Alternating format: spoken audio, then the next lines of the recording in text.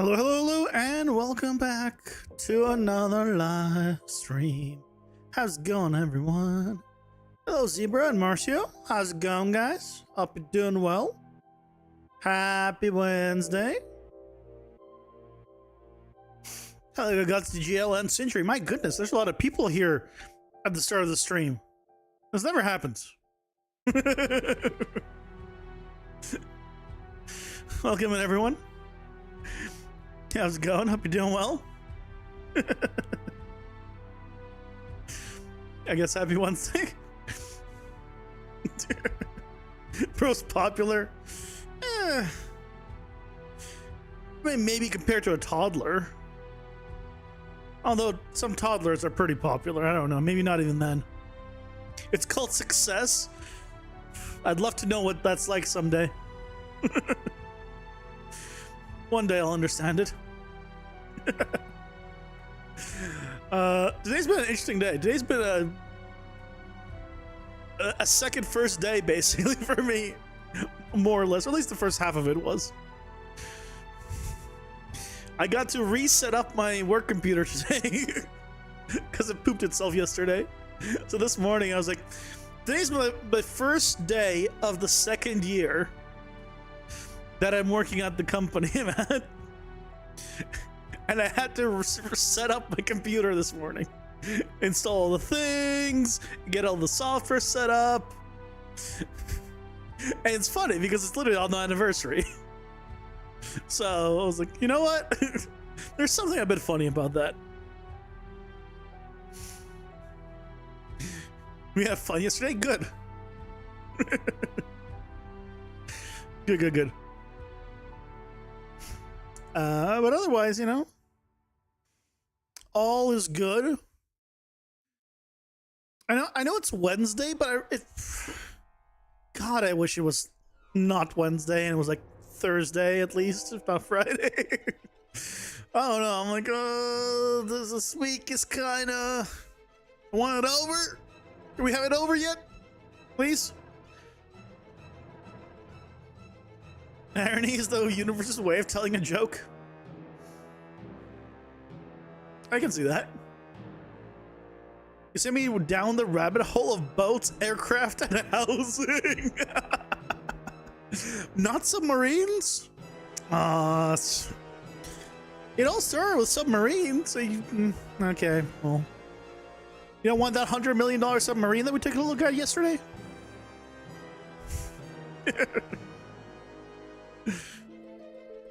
Look, as we learned yesterday, it is cheaper to own a boat, a yacht, technically, with a whole bedroom and everything, than it is to own a simple 2-bedroom apartment. Now, it's less space, technically, but you can travel. You know, you gotta think of your pluses and minuses. Would you like to own a yacht? Actually, multiple yachts.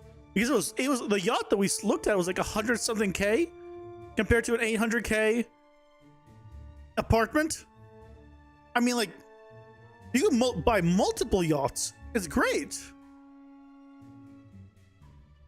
I mean, like, if you say, like, hey, I own an apartment, like, okay, that's cool. But then someone says, I own a yacht. Despite the yacht being less expensive, you're going to think that guy is balling. He's got a yacht.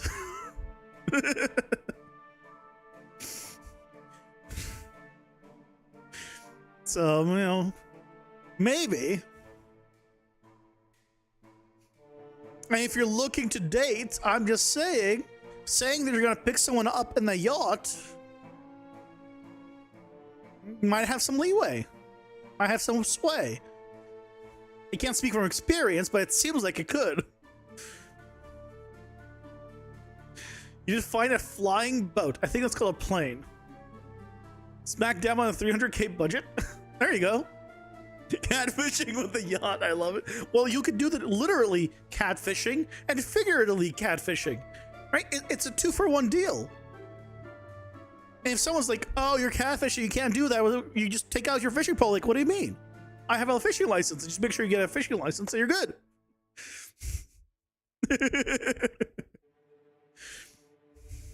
Foolproof. There was more water than land. We could expand into water territory.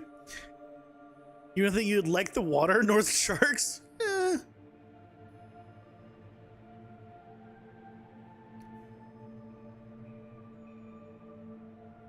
You want a yacht and nothing else?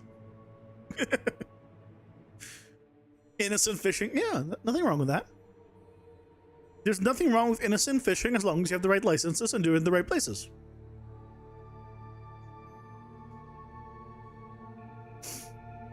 Don't you have a fishing license in international waters? I mean, I guess if you're not fishing technically. But see, if you're in international waters, I feel like then everyone's just gonna come at you. It's not gonna be just the one place. I feel it's easier to deal with the just like regular waters and just have a fishing license. It's less work. You don't have to go out as far. Right? It's good because it takes time to go out there. But then again, you live on a yacht, so what does it matter?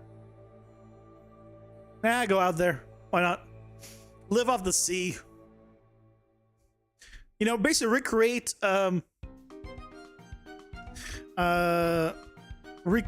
Raft, the game. Except instead of like a raft as your center point, you just have a big yacht as your center point.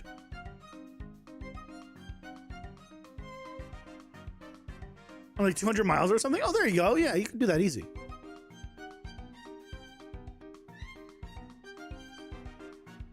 Yeah. No, you go rest. Well, as long as, you know, you got your license, you're good. You know, that's all you need. That's all you need.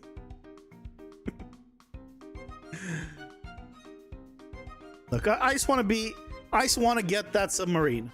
Okay? I just want that submarine. Now, do I want to buy it? No, but I would like to have the submarine. Or rather, I'd like to have the money to buy the submarine. You know?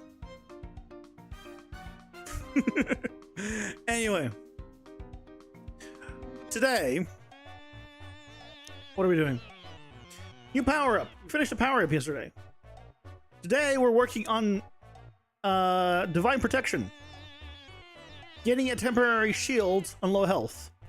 Or we can go with the more complicated one, which is spawning a dummy actor and getting that going, because it doesn't matter which one we do first. Exploding a dummy actor that takes aggro from enemies. I'm kind of tempted to do that, actually, because it's more complicated and seems more fun. Because we need to basically spawn an actor that enemies will detect, and then attack it instead of you. Yes. That's the plan.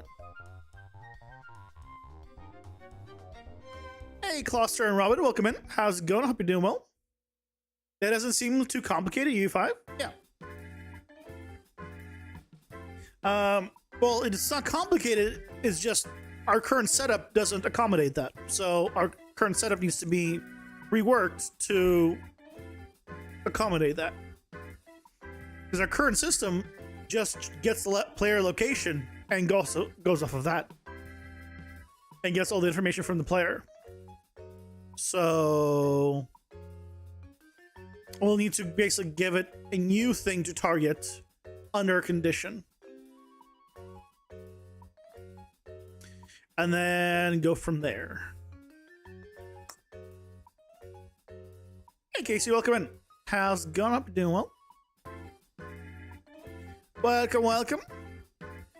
Pawn sense. Yeah. Basically. I guess for that I'm gonna need to. Oh wait, I never finished setting up divine. Okay, it's fine. We'll set up divine protection later. Let's do a new one. Spectral clone. Sounds like a job for state or behavior trees. Yeah, I have state trees. You make it really efficient by sending a delegate to activate pawn sense. What is pawn sense, like a thing? Or is that like just like something you're calling it pawn sense?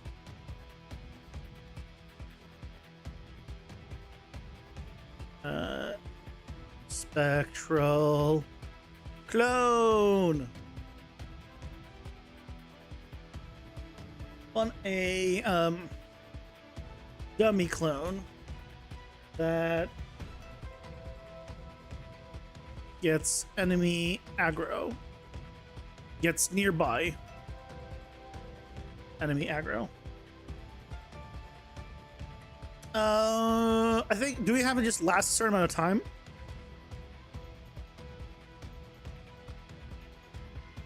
Well, this needs to be spawn a clone when dashing. It's an actor component.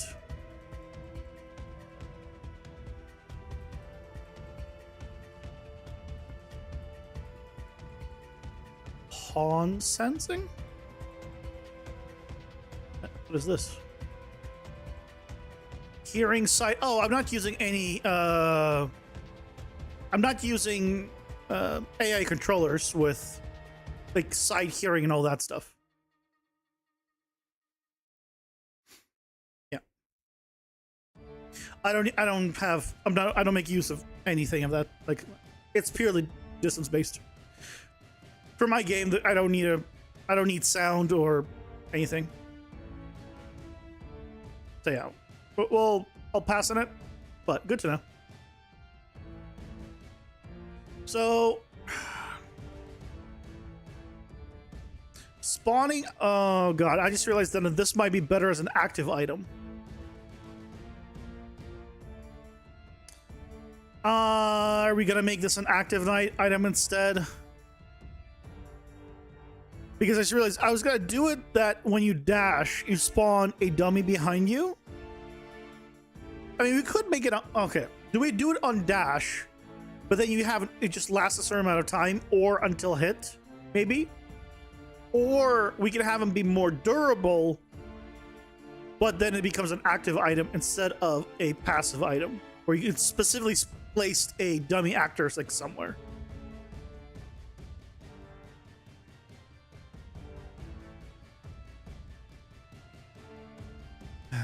I don't really want to do another active item. I kind of want to do a passive one. So yeah, passive is probably better. Hey Dylan, welcome in. How's it going? Hope you're doing well. Spawn a dummy clone on dash when dashing that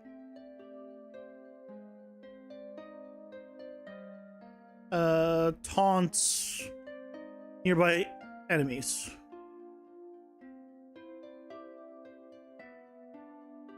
Maybe other abilities increase health, aggro. Well, there's multiple tiers, so we need to figure out something that will scale now with tiers. So we can do tier 1, tier 2, tier 3. So now the original thing was it's going to explode, but like after a certain amount of time. So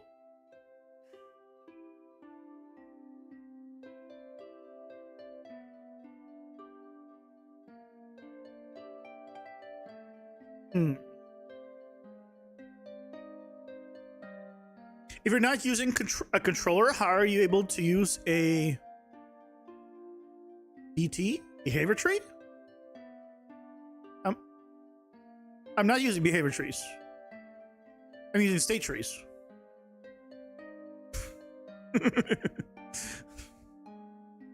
You don't need AI controller for state trees.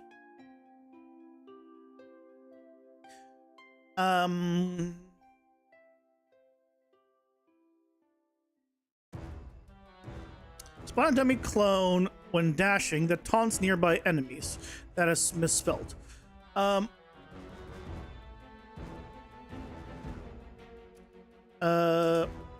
Explodes on death.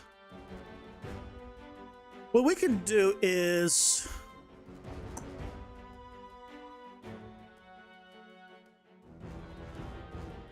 okay, do we scale the we can scale the damage and the health of it.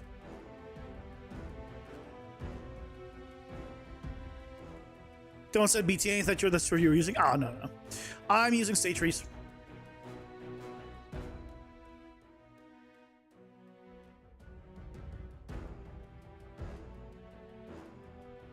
Either way, use a delegate with even without pawn sense. What's a delegate again? I don't remember what a delegate is.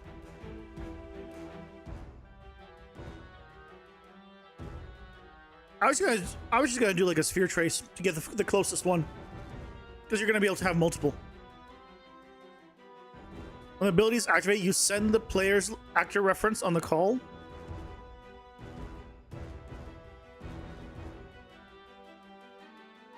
Nah, what I'm gonna do is event dispatch. Yeah. What I'm gonna do is just on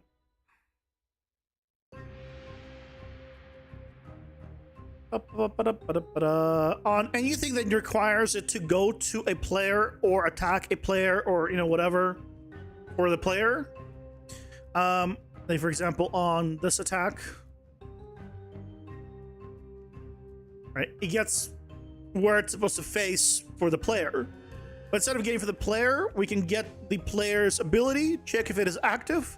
And if it is active, we can do a trace, a sphere trace, to get all of the actors and check if they have the player gameplay tag. And if they have the player gameplay tag, then it's something they should attack, and you just picks the closest one. That's probably what I will end up doing. That seems like the simplest one. Delegate C++, forgive your brain, you have been C++ triggered too much. All good. You're good, you're good. Spawn a dummy. Or just spawn a clone. No, a dummy clone is better, because a clone you might think it will do attacks and stuff. No, this one's just gonna stand. When dashing, that taunts nearby enemies. Explodes on death.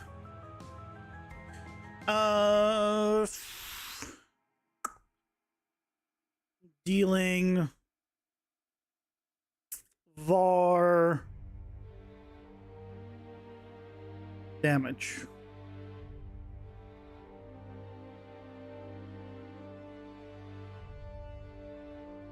So let's just start with that. Let's go with 5, 10, let's do like 10, 15, 20, 25. Additive. Additive might be too much. We'll do this. Nah. Keep it as is. Spawn decoy. Oh, that's a better way of phrasing. Yep. Spawn a decoy. Thank you. When dashing, the taunts nearby enemies. Explodes on death. Explodes on death means it has a hitbox. So, okay, we can either have it. We can either have it have a timer, or it can be permanent. But it has like a health bar, or like a health. You got censored and you didn't even know why? I don't know why. YouTube, I've noticed YouTube sometimes like just refuses to set, like have a message sent. That seems completely fine to me. I don't know. I don't see it either.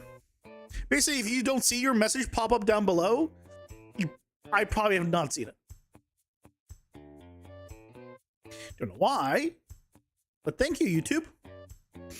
Hey, Blue Seeker, welcome in. How's it going? Hope you're doing well. So what you're thinking is to spawn a pawn with animation on death, have a particle effect.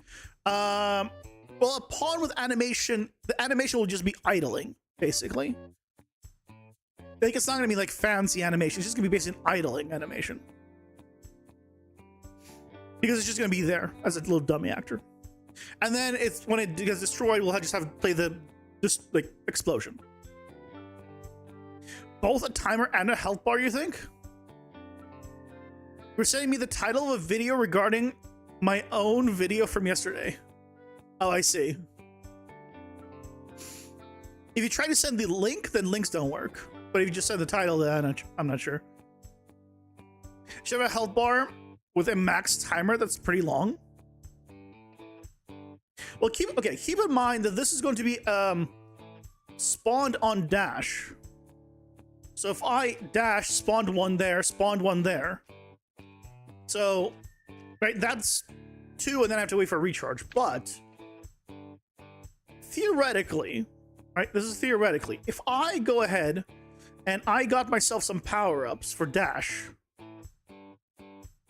So, for example, reduce the dash cost. And I really did this. Reduce the stamina cost of dash. And then I also did...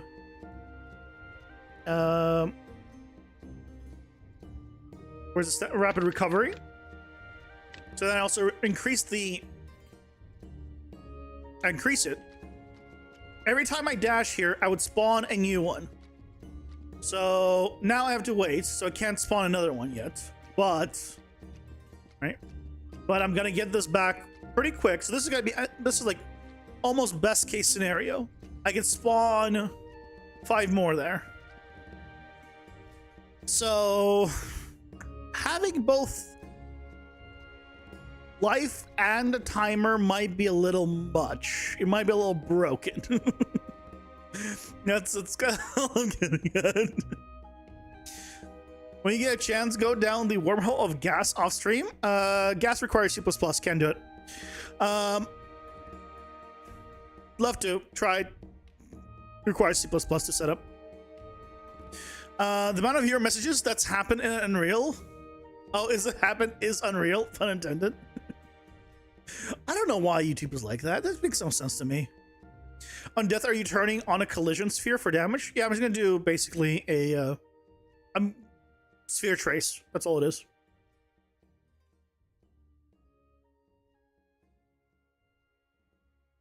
Titles, walking, and projection. What is it about? Titles, walking, and projection? Tiles. Sorry, not titles. Tiles, walking, and projection. If you got one that's just chilling, doing nothing, it should despawn after a while. I agree. So that's what I'm saying. You should probably have a timer. If you can't have double, that works. You can have multiple with what I was thinking. Or, okay. Here's what we can do. Okay. We could have multiple, or, because you bring that up, we could have it that you can only have one. And if you dash again, it will replace the original one. So the original one will go away and you get a new one.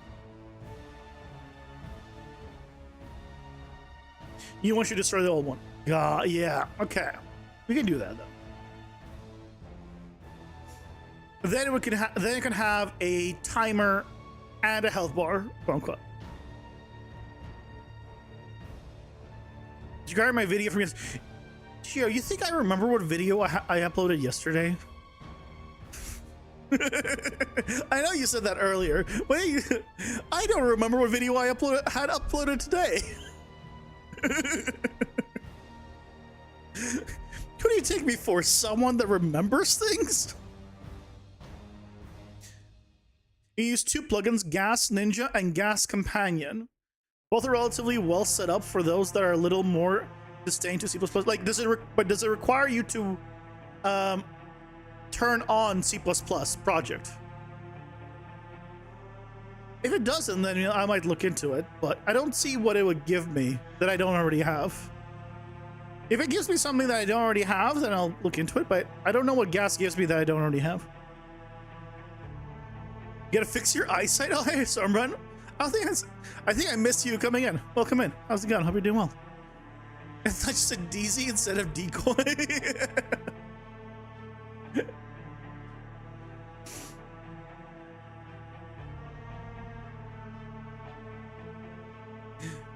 It makes it so you have to keep your dashes up for the explosion, adding another gameplay mechanic. Oh, that is true. Yeah, so if you dash again, the explosion will not go off. It will just destroy the old one, not exploding it. I kind of like that. I was thinking originally of destroying it or having it explode, but oh, but the change the perspective of the game. Ah, okay.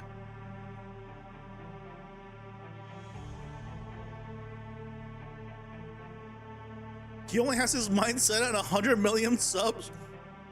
You think he can brain space or anything else that's unimportant?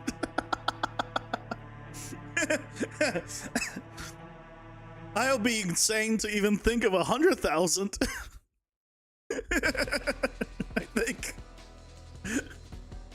The million? That's funny.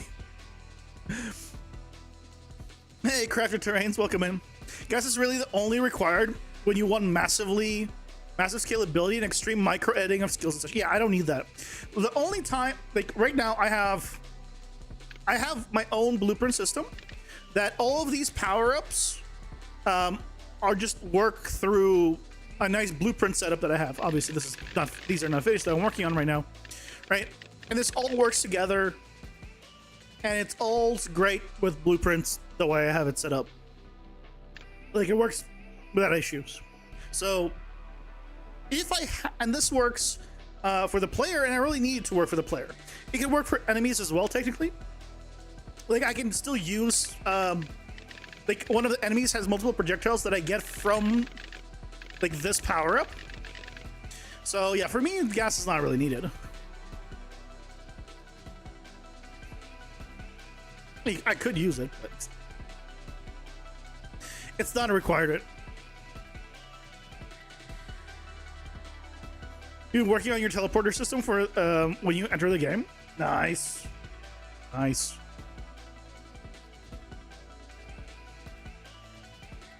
There are these save spheres, and spawns you at a certain spot depending on which sphere you're saved at. Oh, just like a save another thing. Abilities, gameplay effects, async task handles. There's a lot, and if you pick up gameplay ability attributes from the same creator of Gas Companion, you also get full attribute system. Yeah, so I don't need the abilities because I'm making my own. This is all custom stuff. Gameplay, like effects, are just effects, like visual effects, I assume. Async task handles, I'm not sure what that is. So really, the only thing there that I'd be like, okay, let's maybe grab that is the gameplay effects. But then that's just an effect. I can grab some effects, a fab or something. There's a method to the madness. Yes, there is. You know, a little bit of a method. Oh yeah, let me try to get a. Let me try to get a ads are here. Card Pausing image. for ads.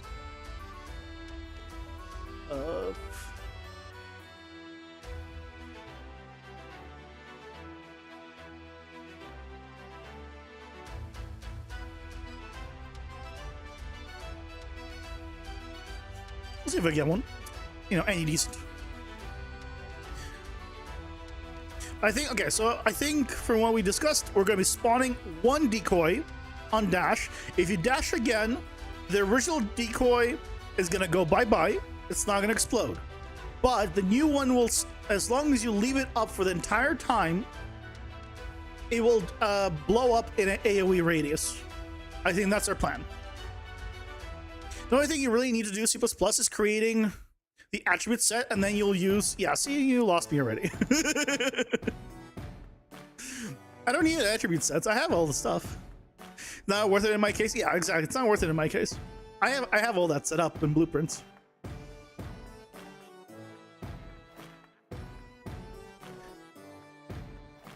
So I'm using Midjourney to create the cards right now. because they're temporary images. And I asked for a minimalist fantasy card art of a decoy. I just wanted to see what it'll give me. Apparently a decoy is a bird.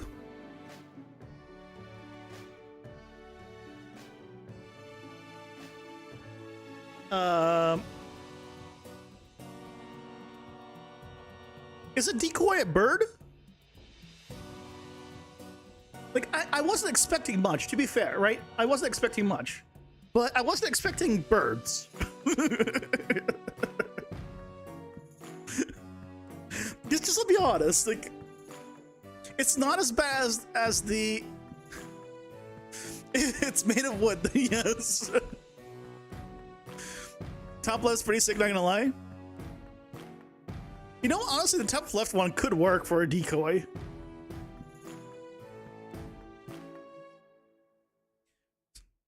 Scarecrow is actually not a bad suggestion.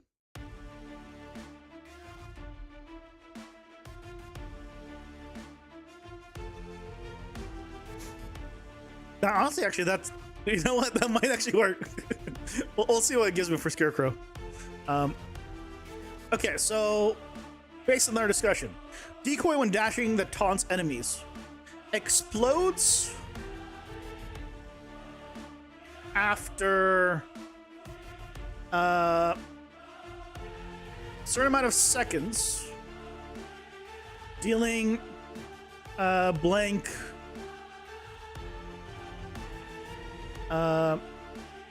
AoE damage. So we will have. Oh, hold on. Oh, here we go. Yeah, the Scarecrow is actually, you know, not a terrible idea.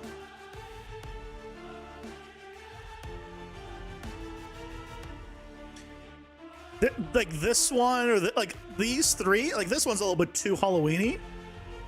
But I think like this one or this one, like these two, I think could be real nice. Blast OE damage, blast can be a new damage type. I don't have really damage types right now. So for now, I'm just keeping it generic. Bottom right, really? Well, bottom right, yeah, it looks funny. I like this one more. I don't know. Than the bottom right one, but it is sillier. Bottom left. Bottom left is cool too, but it looks like it, yeah, I'm thinking maybe more top right. You get a snowman, the blast could be frosted freeze everyone. I already have.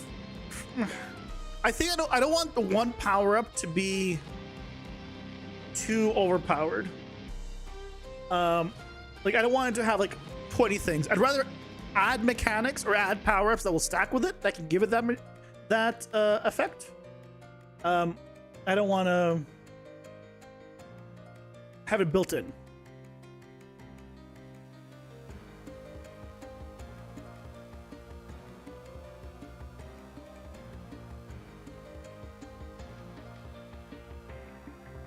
Okay, let's go to here. Boink. Boink.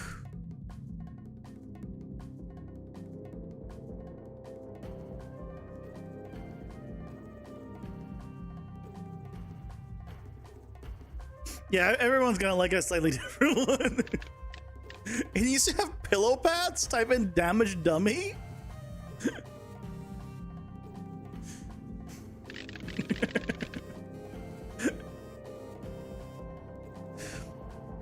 Top right doesn't feel like a decoy, more like the main character. These are all temporary. I just like it how it looks. Right? This doesn't scream Vorpal Strike. That's what I got. Right, they're all temporary, right? You know, all of these will be replaced. Whenever I get an artist, and when I ever have money to pay said artist.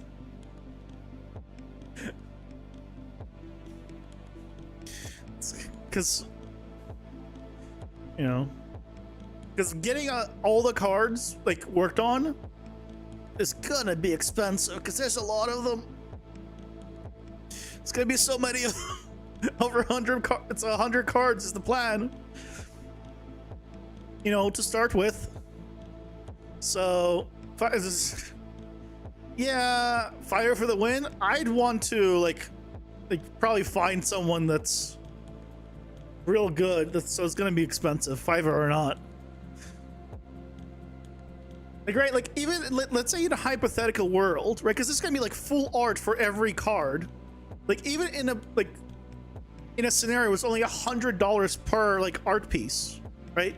Which I would consider cheap to do that. That's still, you know, $10,000 for 100 of them, right? So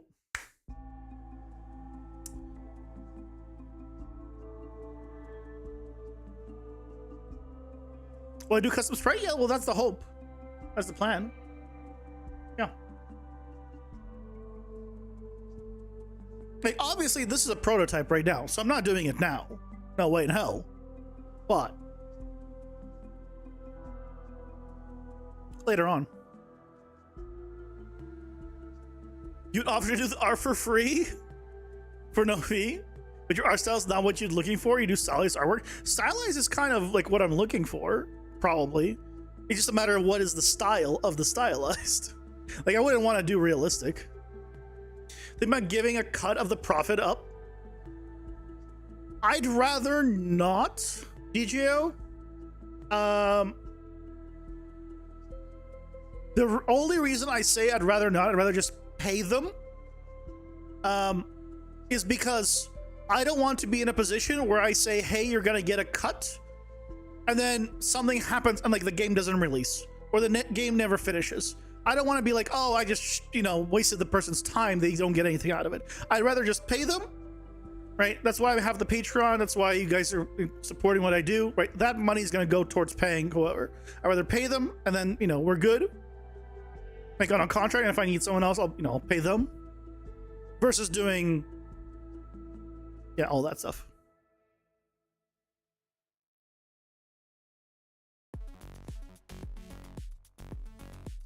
ChatGPT has image alterations. You could, yeah, you could. I don't want to keep the AI generated stuff purely because there's a big. Hey, Nash fan, welcome in. How's it going? You're doing well. I don't want to keep the AI generated stuff purely because a lot of people just outright just turn away from a game if it has AI generated stuff.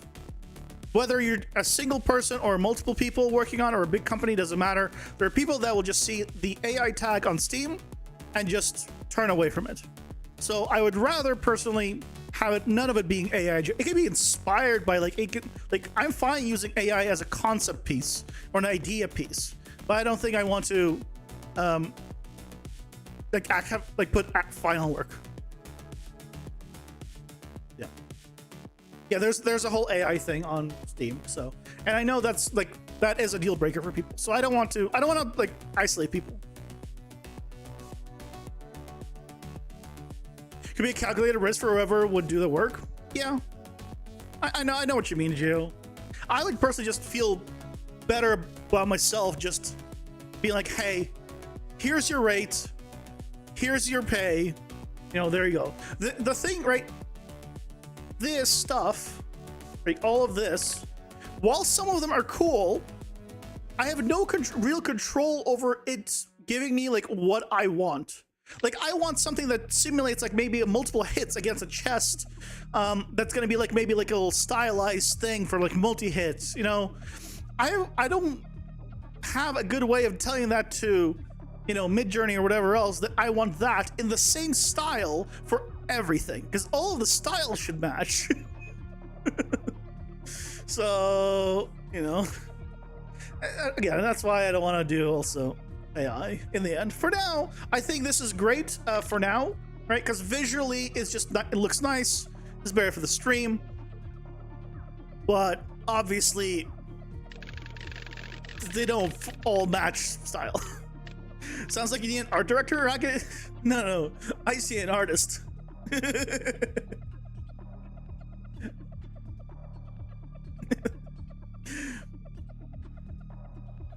Because of all the knowledge you obtained from my YouTube channel? Well, thank you. I'd want to pay at least a bit. I like, it has to be at least something. I would feel bad getting anything for free.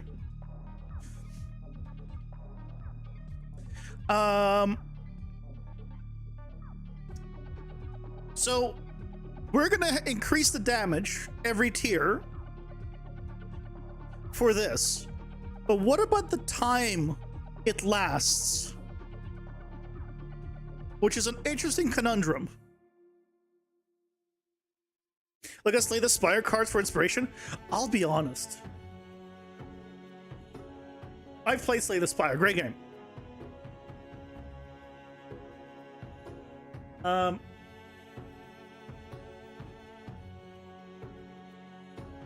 Hey, this is Slay the Spire.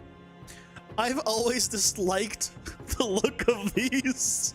I'll be honest. I think visual wise, I do not like the style of this game. But it is a lot of fun, and I don't care because, again, for me, fun above anything else. But personally, I just never liked the style.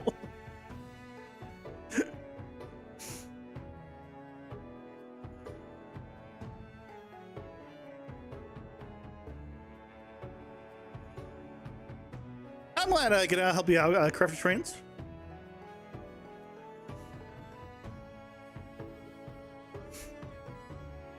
Do a services for services contract?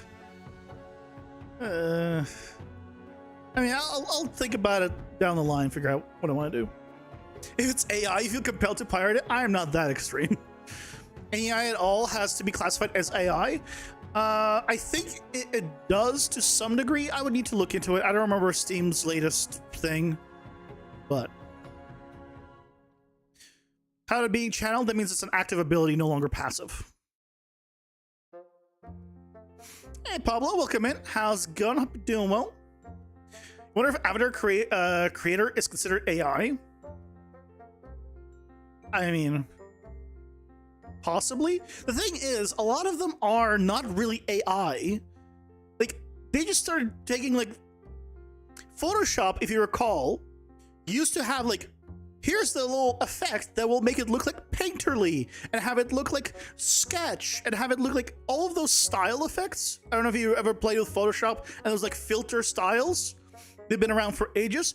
They're now all classified as AI because that's the new buzzword, but it's not AI at all. So it's hard to even find what it is. If AI generate ends up with a final image at all, I think you would have to classify it using it Inspire as different. Yeah. Absolutely. Yeah, inspiration is fine as far as I know on Steam. But if it gets AIs put in, then AIs put in.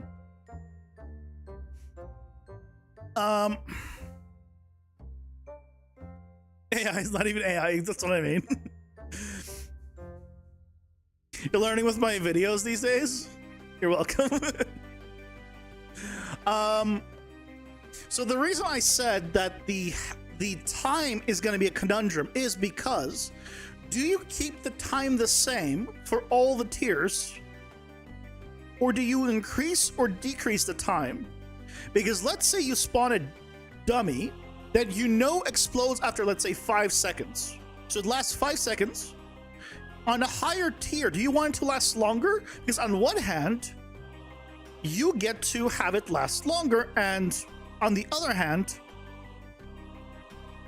you cannot dash while it's up, or it will go away. You'll spawn a new one on a new location, which might be worse.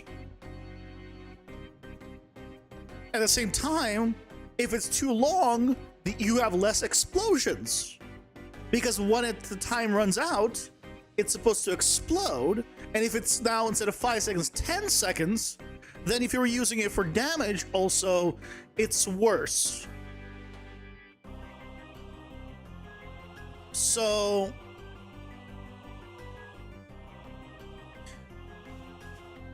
would you want that dummy to stay at 5 seconds, go down in tier so it taunts for less, but then explodes more, or go up in type, so taunts more, but explodes less often. I feel like it should stay the same time. All three are random time, but longer as the tier goes up. I don't want to do like random, but like it should be like a set time. Longer as the tier goes up. Less time because you don't want to nerf the damage in most cases. That's what I'm thinking as well.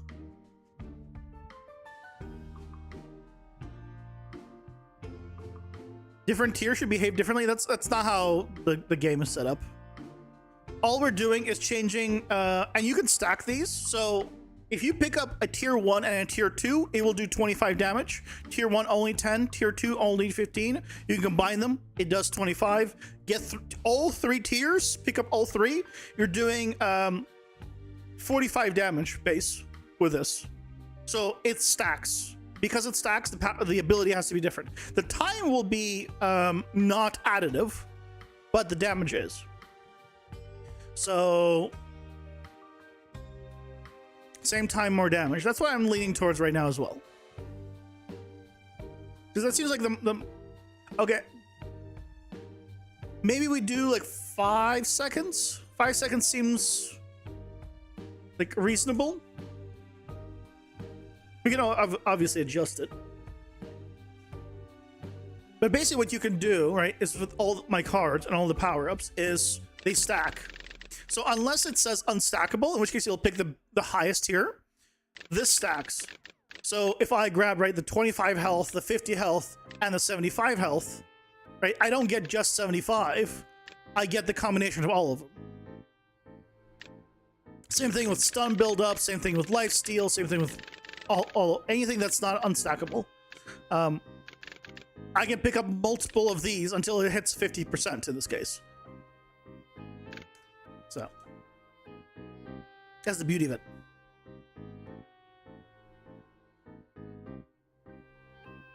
That way you can keep the time in your mind and bait explosions. So true, that is a very good point, Marcio. Yeah, that is a very good point. Same time, more kaboom. Yep.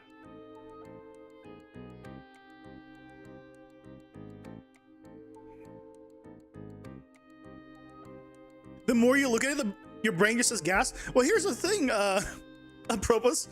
I already have everything set up. Going to gas would mean throwing away all this work and then setting it up again in another system when it already works fine in the current system. I don't think there's a point to it. If this was a multiplayer game, or this was, I would probably agree with you 100%. But then if it's a multiplayer game, I probably wouldn't be doing it pure blueprints, and I would need to study C++. But that's a different story. Tier 1, 1 decoy, same damage. Tier 2, 2 decoys, same damage. And time, etc.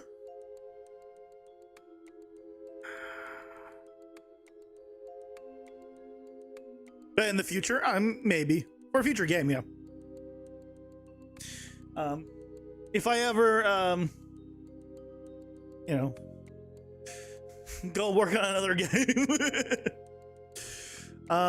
Okay, let's do that. So we will do 5 seconds, 10. We need a new gameplay tag. So let's do their ability.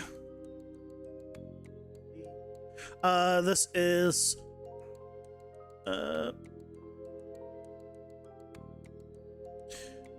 Spectral, don't know. Spectral Clone. I always worry about misspelling here.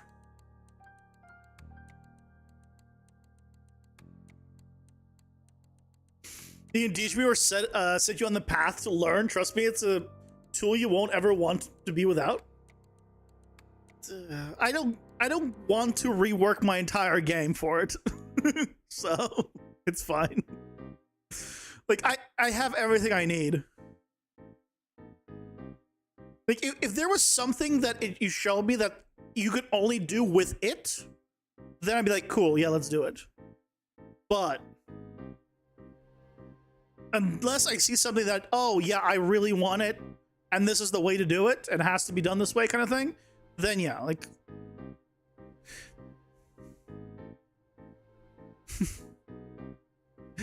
Eh, yeah, not this game. That's what I'm saying. I don't think I need it for this game. Future game, sure. Like this game is single player. The future game, maybe I'll start looking into multiplayer stuff. It won't be for a little while. Probably not for the next day or two, you know. Or, you know, years.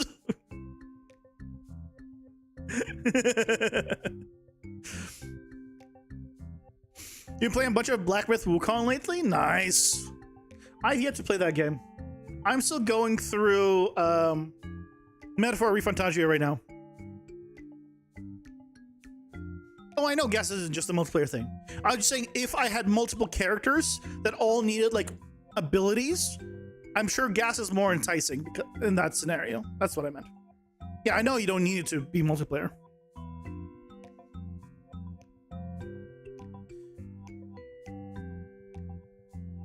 Okay, so well, we need a new character.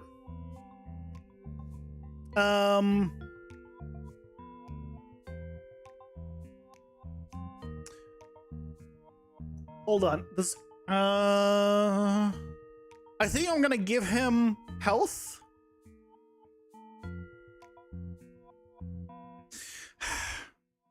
I feel like giving him a health just puts too much there. Because against a boss, it becomes useless. But spawn a decoy. What I say with 100, like with a certain amount of health. I feel like this description is so long. Explodes after blank seconds, dealing AoE damage. You know what the decoy? You know what? We will give health to the decoy,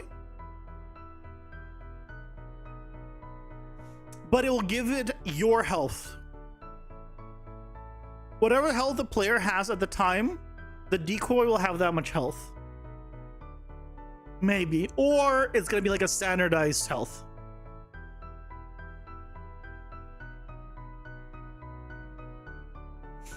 Because then if I replace the word decoy back to clone, like a dummy clone, it would make sense for the health to be transferred over.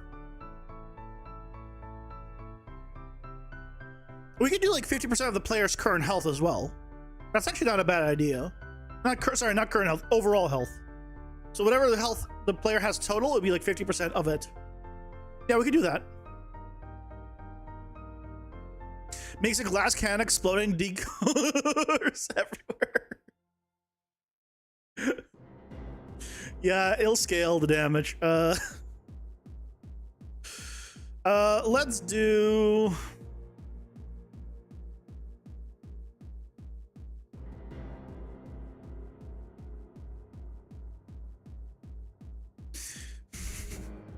We have glass cannon as an ability, which will work. Oh, well I'll need... Ooh, I'm going to make sure that it works.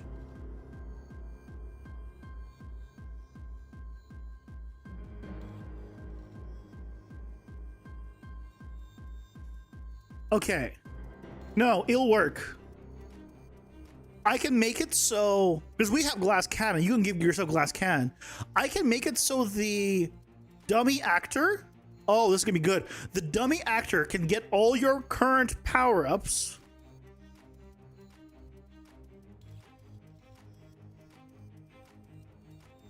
Which means if you get yourself damage reduction things, or things that make you take more damage, it would affect the dummy health.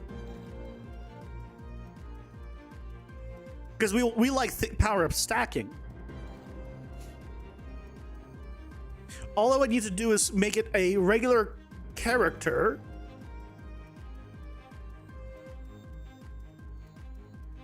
Yeah. It's gonna be good. No, it's you know. Okay, hold on. So instead of this, okay, we're going to look. I know I'm making this technically bigger and bigger, but I think it's gonna be better and better. So I'm fine with it. I'm fine with it. Biggest last words. Oh wait, I got an idea, sir. Why is your computer making F-16 noises? Sounds complicated. OP for an ability. Best would deal AoE damage based on the current health and scales on HP. The damage would scale with should scale with the player's damage increases. So if you got 10% more damage, it should increase your damage by 10. It should increase the damage of that ability by 10%. Which means it should also, if it has health, do the same thing for health. Right? Because we're already having it affect things. So it should... Yeah. It should stack. Again, keep in mind, this is not one ability. This is not one card that does this. It's like if you got the dummy and then got yourself health ups and then you got yourself some armor and then you also got yourself maybe some melee armor, right? Then it's not a one card combo. It's a multi-card thing that if you want to build around the decoy system, you could.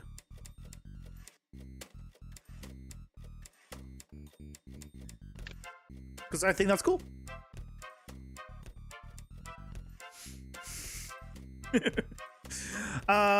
Let's make a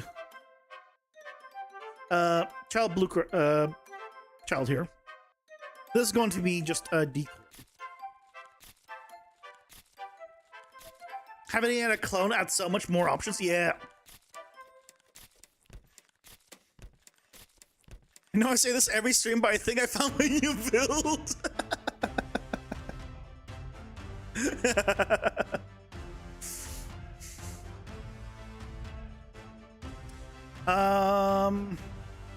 Is it best to just create a dummy of it, or do I make a new? Because I don't need.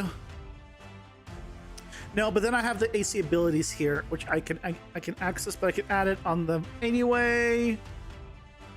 I don't need character movements. I don't need animation. No, we'll make a new blueprint class. I'm not going to use a...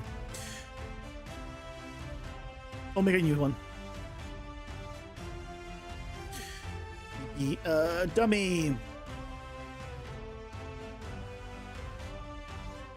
We're going to need some things on it.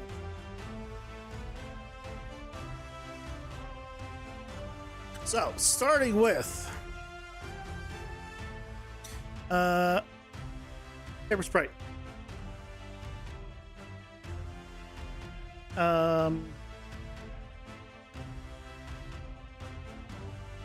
I want Manny. Oh wait, this is not sprite. The book.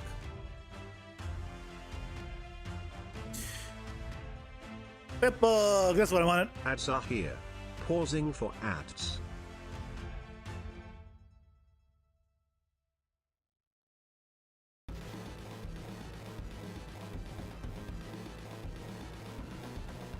Yay!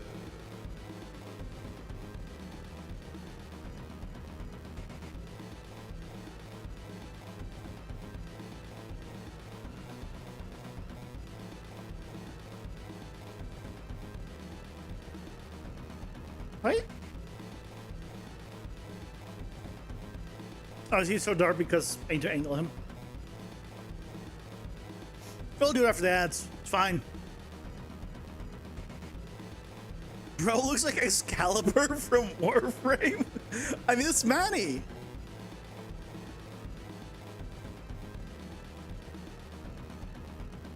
Is the default mannequin in Unreal just made into a sprite?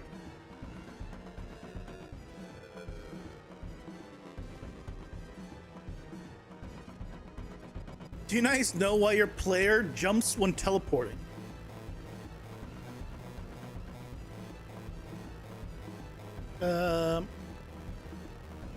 Are you calling the jump action?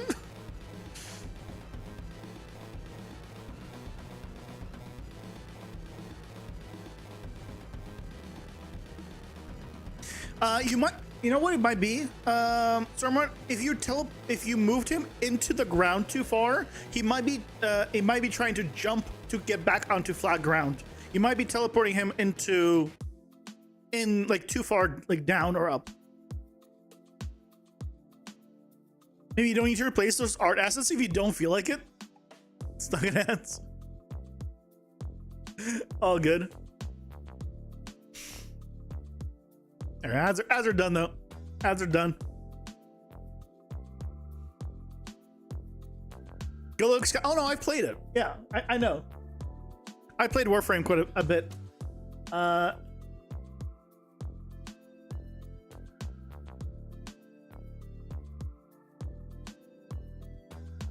Yeah, this is him.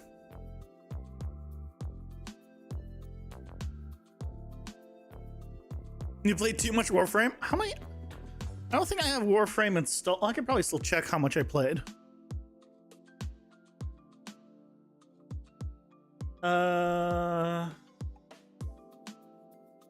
Warframe. And, you know, 200, almost 300 hours. So, last played though in 2018. So it's definitely been a hot minute since I played. But, you know, almost 300 hours. It's not nothing.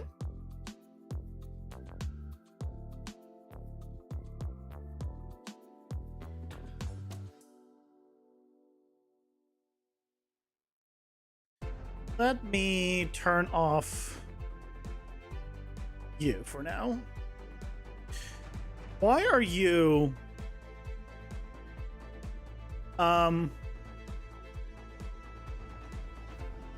Why are you so dark?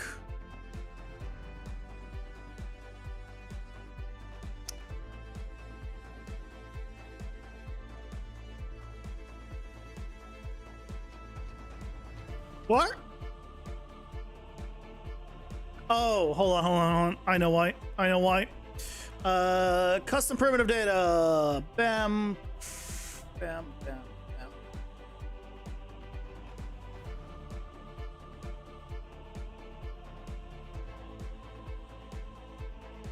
Why is it not? You know what? If you're gonna be a butt about this, we're gonna copy you, paste.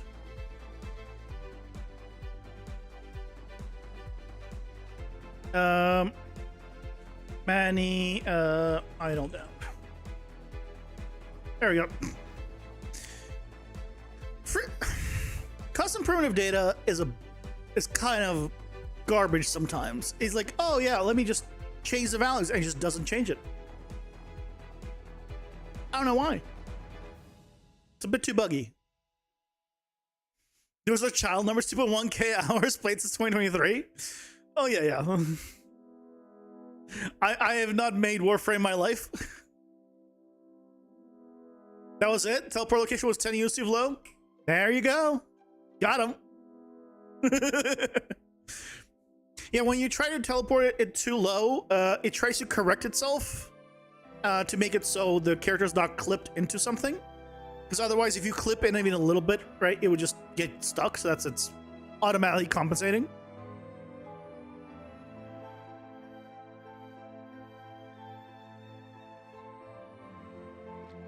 So we can do though. We come here. This is gonna work now? No, it doesn't work at all.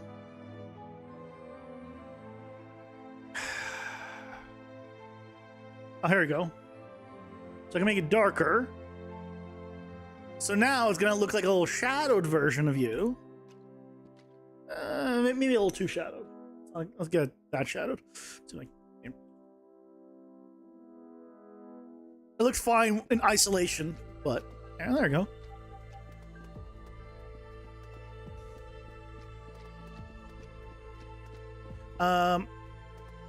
That's fine for now. Now, Let's cop. We're gonna need reference to. I'm gonna want to be able to do all of this.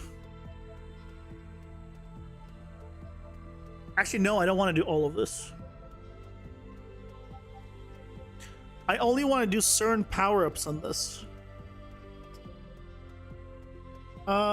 This is gonna be more complicated than I thought, because if I do all of this, he would also get like my AoE auras and everything else, which I don't want to give him.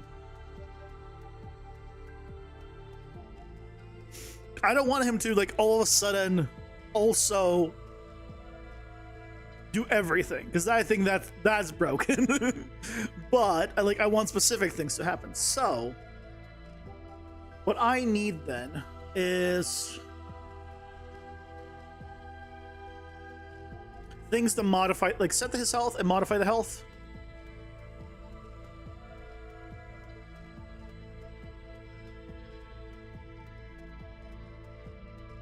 So a new function. Set, or just let's do initialize. And then set starting health.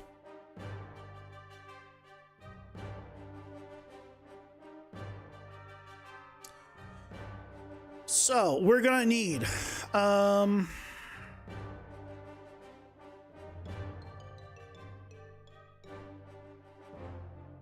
character sets. So we'll say max health is fine. Could use that. So we can do this. Set max health. Set current health.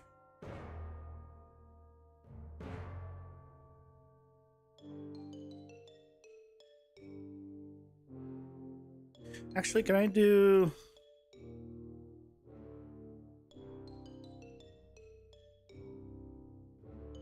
Yeah. So I believe this... Current health math modified. I think that should be fine. I really gotta rename that. I gotta rework that system. But, I mean, for now, it's gonna be okay. So...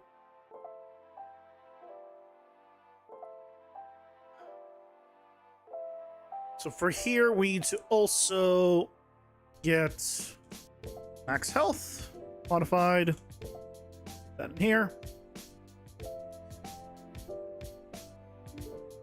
Okay, how do we set the max health on it? So the max health is going to be the player health, right? 50% of it. So let's do that. Player health.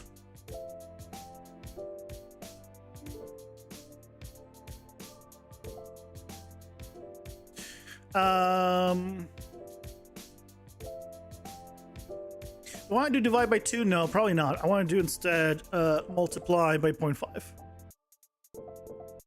So that way, if I want to change the percentage to like 75, it'll be just a matter of times 0.75.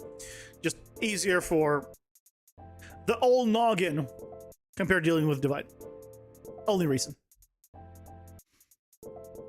You tried all kinds of crazy unnecessary things learning on your own. Nothing wrong with that. That, my good sir, is how I learn. Good old trial and error. If the searches fail, if I can't find it on through Googling on something else, trial and error. And let me tell you, with PCG, there's been a lot of trial and error.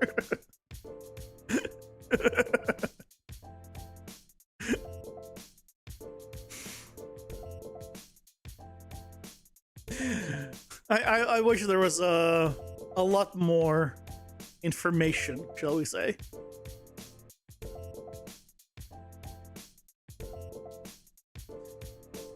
Okay, it's going to...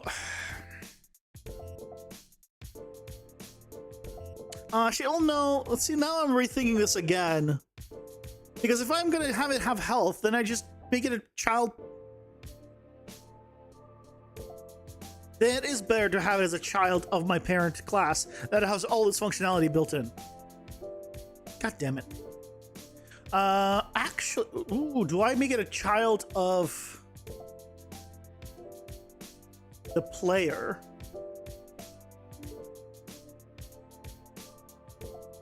If I make it a child of the player, it will get access to all of the player's information.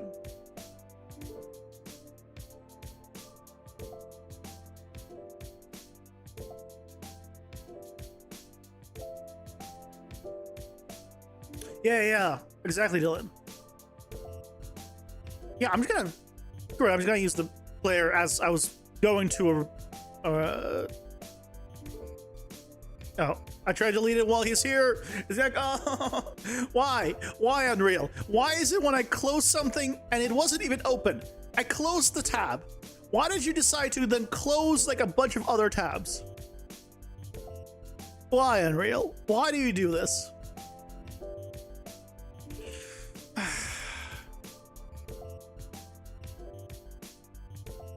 God damn it.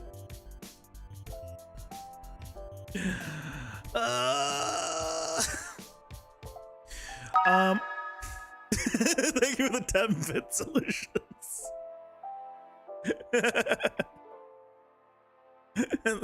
and some more.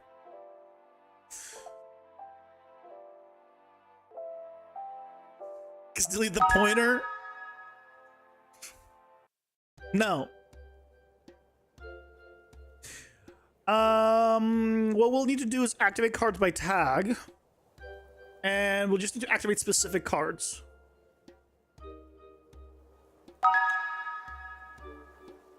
Did you used to have a 1-bit cheer? Not since I started streaming like Unreal stuff, no. Like when I used to stream like many years ago, like I had a 1-bit cheer for a very short duration. But that's just a matter of, that just makes people spam it. And if they're gonna spam it, they're gonna spam 5 bits. So you messed up a minute ago. You programmed your demo so well that you have to play the entire game because you deleted a save and did not make a shortcut. Whoopsie. You've been testing and deleted the save, so the room, to see the room from default, you delete all the progress to get the village and room, so now you have an actual 30-minute to play the game and save. Okay, what you do is, when you get to a certain save, like, make a new save. Like, if you don't have multiple save slots, because I assume you don't, copy your save to a new location and just, like, rename it, like, 10 minutes in, or, like, this room or this level. And then when you get to the next save, grab your save, put it in your folder. So that way, at any point, you can grab your save, plonk it in at that point, and just use it. So that way you don't have to do what you're doing. Obviously, if you have multiple save slots built in, you just use those. But I assume you don't, so you just grab your current save, copy it over. It's backed up. That's too much work to play a game. No, he's making a game. Solutions. He's making a game. I'm realizing that I'm not going to have the card information.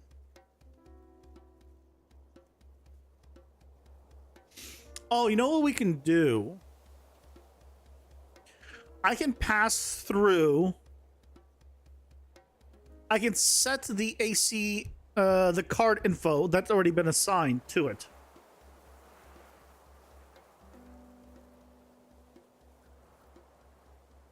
Okay, we'll do it based off of, not the player, I'll still do it off of the character base.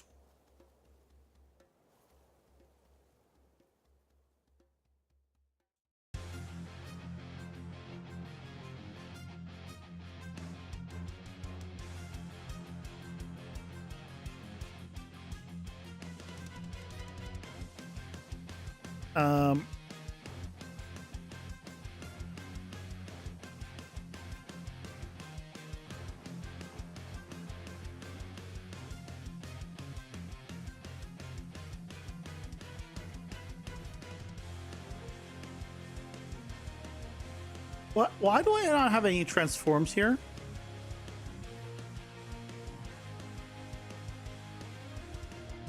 What? Where's my...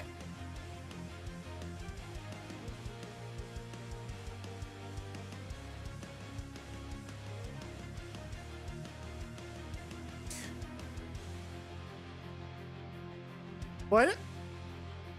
What happened to the...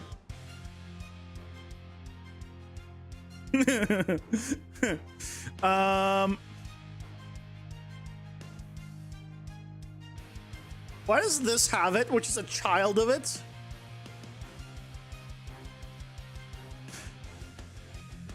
Why does this have the transforms, but this doesn't, and neither does this? I'm not searching anything.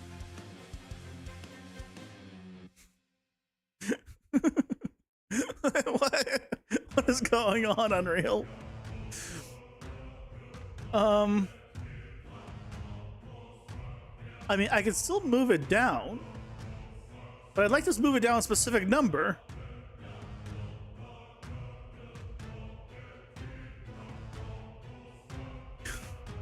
What? I need... Why is it like this? What are we arguing? I made a child of character base. For some reason on character base, it has a flip book that has no location here. But the child, which is the player, has locations there. Here's location and rotation and scale and everything. And this is coming from the character base. I know that for a fact. Okay, let's try. I'm gonna reopen it.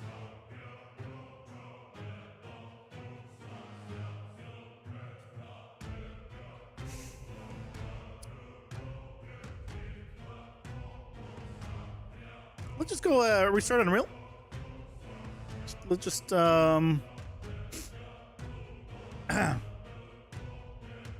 hope for the best. Is somewhere lower the detail panel? It shouldn't be. Hey, Scandalous, welcome in. How's it going? Hope you're doing well.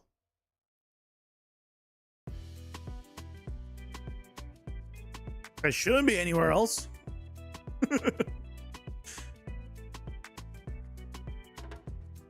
All right, so if I go here and I go on sprite, right? Location, rotation, scale. If I go to the parent, there it is. There, it's back.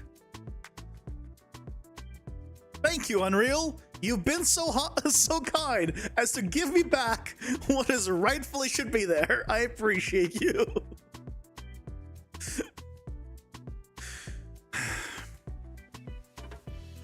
Okay. So now I can modify this.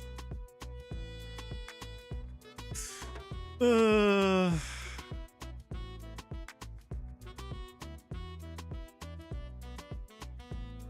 we go. So now we have you. Custom primitive data. Around 0.6 is what we had it at.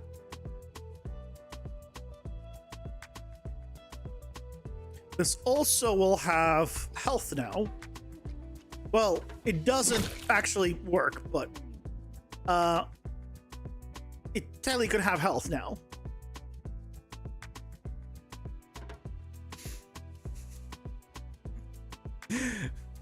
Hey, Kale, welcome in. How's it going? Hope you're doing well. There better not be any game development going on here. Oh, don't worry. There's no game development going on. That would mean we're making progress. No. We don't make progress here. We change the goalposts. That way we never make progress, right? So if you're thinking like you're gonna throw a ball into a hoop, well, you're just gonna throw it, but now the goalpost is way over there. So effectively, you've got nothing done. So don't worry. I know the rules. I'm gonna try to follow them. You know, don't want any problems. What's that shortcut for world versus local movement again? Control tilde. You can see right there. Tilde being the button at the left of the 1. You can swap between world, you can see here, world and local. As much progress as my sub goal. Yeah, there you go.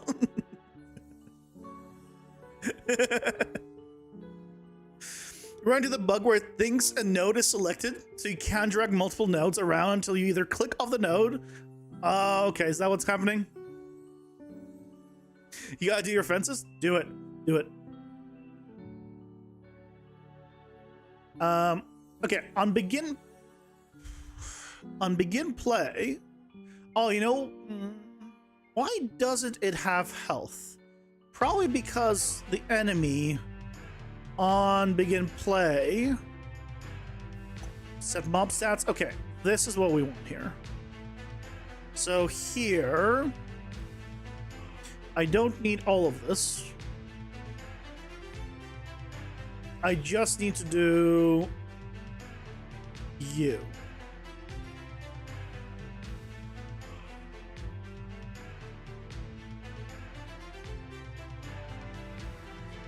Close the function. Initialize.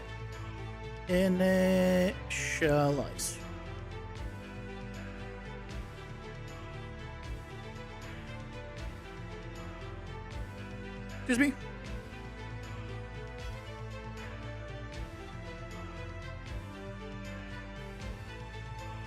Check if the mod is elite. If it is, oh, update.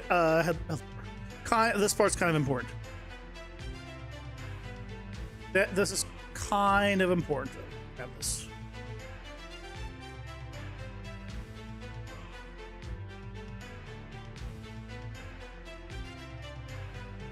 Also, for the dummy,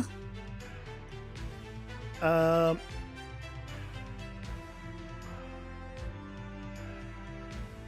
don't think it has. Oh, it has the player gameplay tag. I want to remove that. For now, we want to remove it. You go away. Okay, now he has full health. Hey, look at that.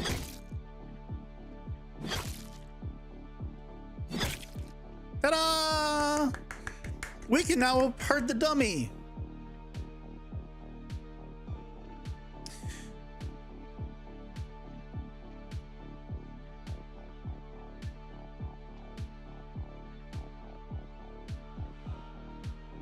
The problem here is death. Brother, okay. This guy stinks! I'm sorry, I'll do better. Let's overwrite death. Death.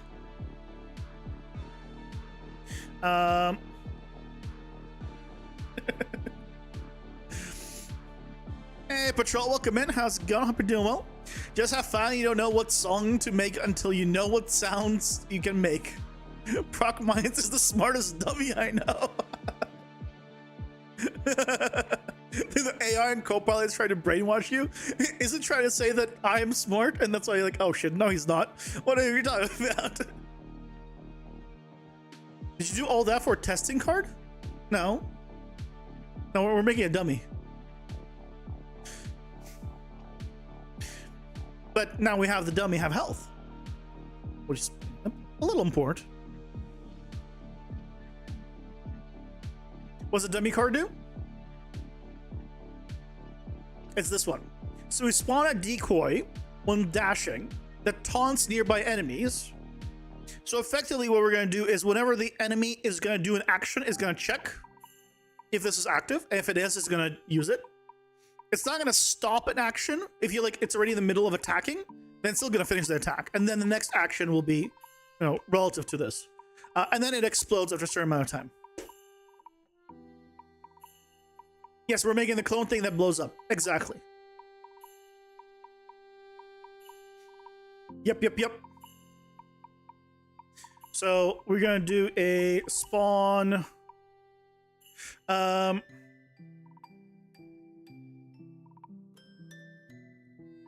Emitter at location. So let's get enemy Zorla.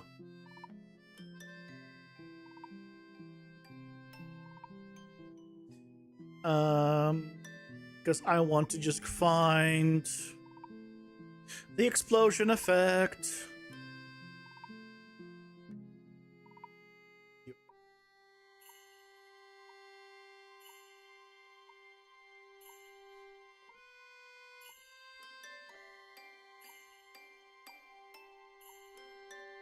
So we do this.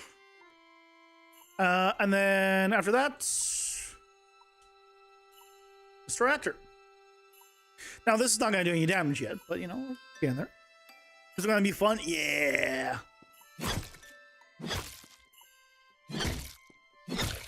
Ta-da! Try catch. Thank you so much for the raid. Welcome in, everyone. How's it going? Hope you're all doing well. We're currently working on my game. How's your stream though? Hope it went well. Here for all your raiders, I'll show the current game as is. Hola amigo.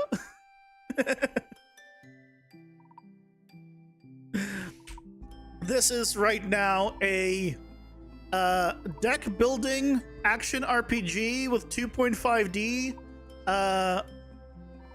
visuals that is also a roguelike. So this is our current hub. But you have a full deck builder here, and you can create your own deck to customize how your run is going to go. And for now, these are all the power-ups that all stack together that you can get. We're going to have over 100 unique power-ups that kind of stack at different tiers. But let me show you the game so far. It's currently still in prototype.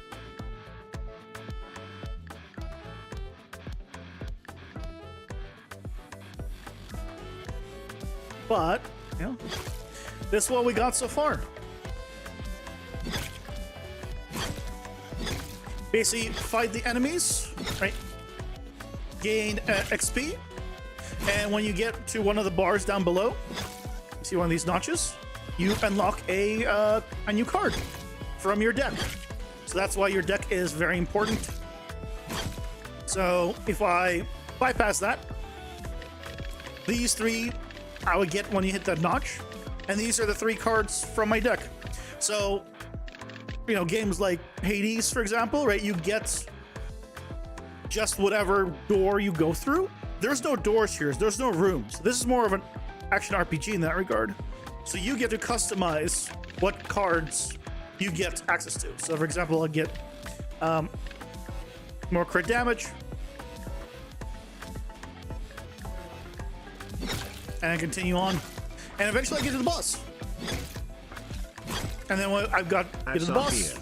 Pausing for ads. And then I get to progress to the next level. That's kind of where we are right now. We're currently working on a new power-up. What happens in your loading screen? Does it watch async shaders? No. All I'm doing is waiting for the dungeon to load. I mean, since I'm using Dungeon Architect, all I'm checking is once the dungeon is loaded, then I load myself in. Yep.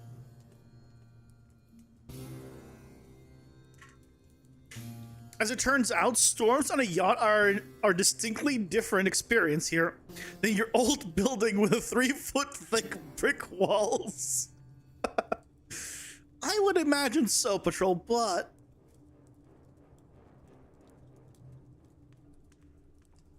you're on a yacht, which, you know, is pretty cool.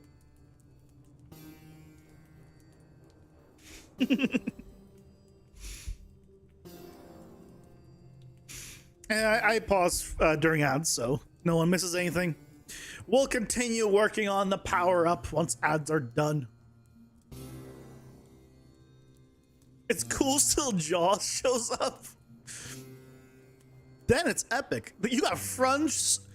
You know, you usually pay extra to be that up close to the action.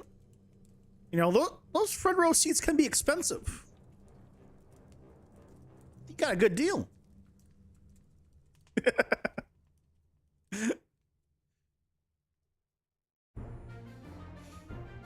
You always have a problem with rivers not working after loading? Oh, interesting. Right before your widget delay is up, hide and unhide the river to reset it. Huh. That is odd. Okay, ads are done, so let's continue with our little dummy that we're making. So, we can kill him and he explodes. He does no damage, but he does it. He explodes.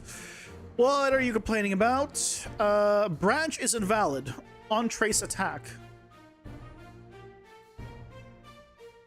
Excuse me?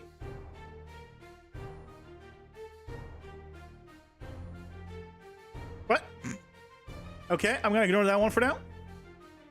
Whether you're adding a basic inventory with structs, it's not adding it past the first element.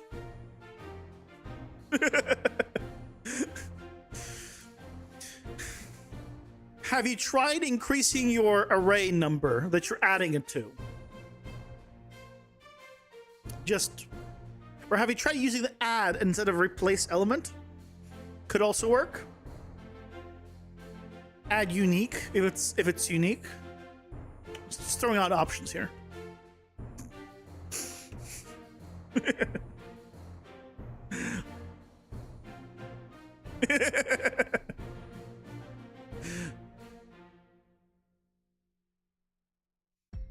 You know, I should have sent the damn message. I realized what mistake you made. Nice. That's usually the case. That is a lot of times I find that is the case. Like, you think about something for so long, you go through everything imaginable, and then finally you're like, I give up, I need to ask somebody. As soon as you hit send, you're like, go back to it, and then, oh, I just figured it out. I think that's pretty much the rule of the land. That has to happen. That happens to me all the time. It's supposed to go through the array and check the quality of the item. Oh, and let me guess, it doesn't check. And so it ignores it because it fails the check.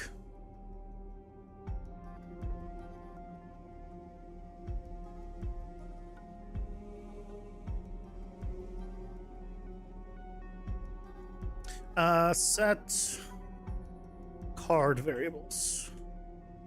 Yeah.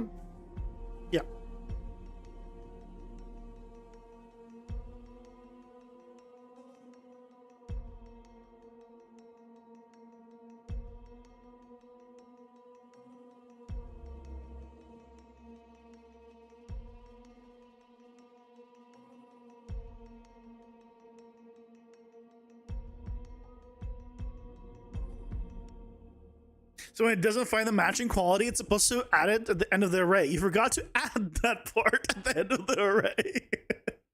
So my whole joke about using the add node was actually correct.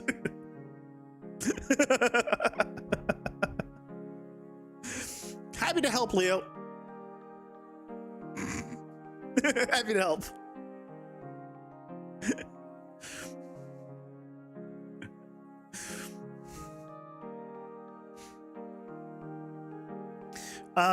Let's see if this is going to work. So if I right now just hard code this, and so there's the armor one. If I change the armor to, I don't know, 100, doesn't matter. It's gonna cap at 50, or should. And then I hit him.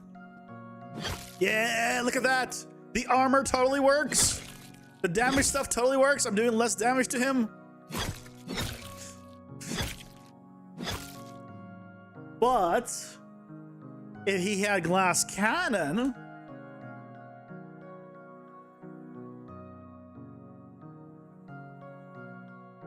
at 300%,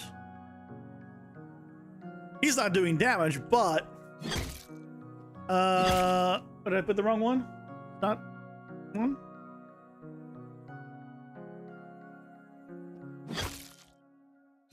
Excuse me, why is glass cannon not working? Oh, is it checking for the gameplay? It might be checking for the gameplay tag. I think this one's checking the gameplay tag. Let's double check. If I do 300,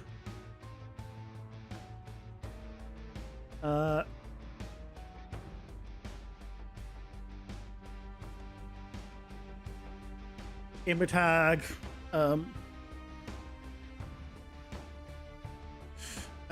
glass cannon.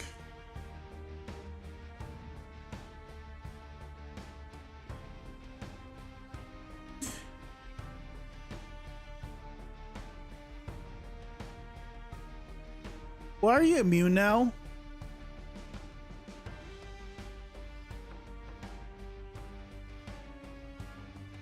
Oh. I knew I was going to run into this problem eventually. God damn it. So the problem is, and I knew at one point I'm going to run into this problem once I started putting all the power-ups in. So here's the problem that I made for myself that I foresaw but had nothing to fix. It's this.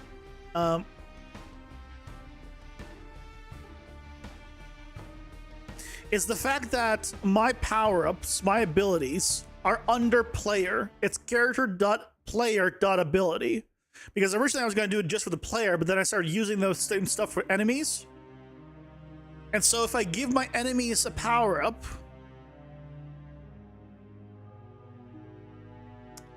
then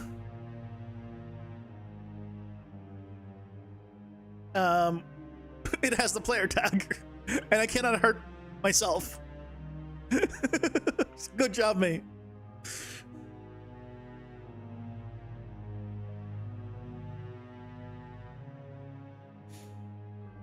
Only today, after about a year of making your game, you have found the power of for each loop. Yeah, that's a big one. That's a big one. You do for each or just a for loop? Yeah. You change the quality of an integer instead of a float, even though you want it to be a float. You inflate the quality way too much. Maybe switch to enum. If you can do enum, enum is usually the best. What we can do here is we can change the damage setup we have. So what we can do is on BP enemy, I can do gameplay tags, and as long as it has the enemy tag, we can check that it ignores that. It'll ignore the player tag.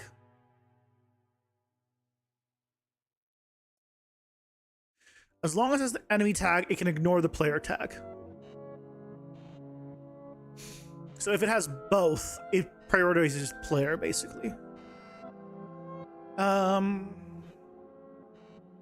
think that's what we need to do.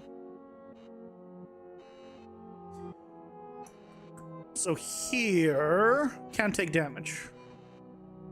Right, we were checking that it's not for invulnerability, defeated, or invulnerable, or receive damage info.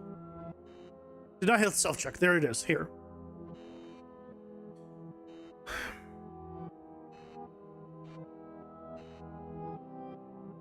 We're checking if the player is not also the player.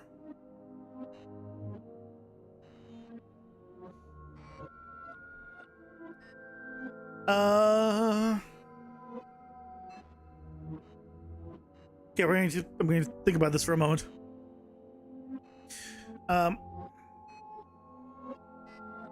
Hey, Elements, welcome in. How's it going? Hope you're doing well. Could use query.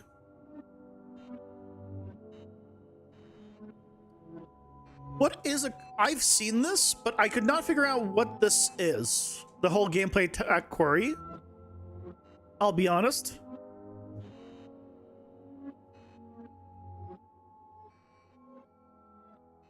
Match all tags, match any tags. Or no match tags.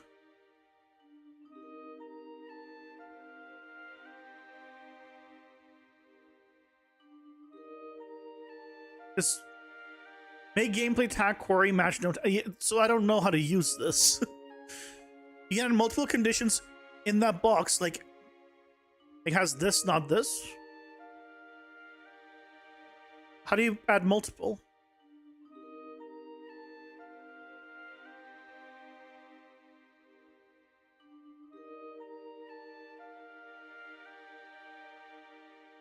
Is tag query empty? So if I want to do match all tags, this is in tags, but I want to check from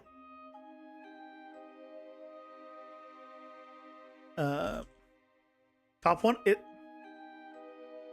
does container match tag query. Oh, I've used this.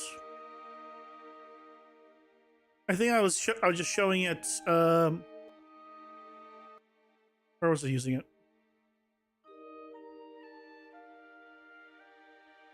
Oh no, I use has any tag. I use has any tags.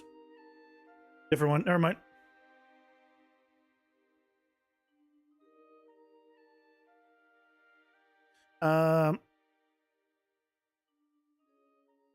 So we can do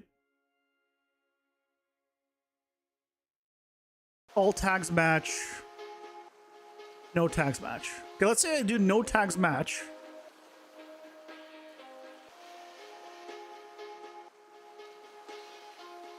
Oh, I see. Then I could say if none of the tags, if he doesn't have this, if he doesn't have player, and the container will be here, right? But in my case, I need to compare that two different containers do not have a match. So I guess I can use this. I would I would just use the same amount of nodes. I would just have a second one. It's effectively the same thing, but I'm just using this instead of this, right? Because I have to do it against two of them. Unless I can plug in multiple, yeah. I think for this, it ends up being the same practically.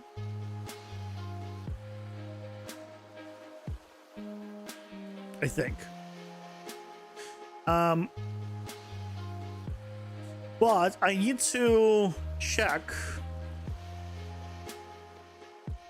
if it has the player.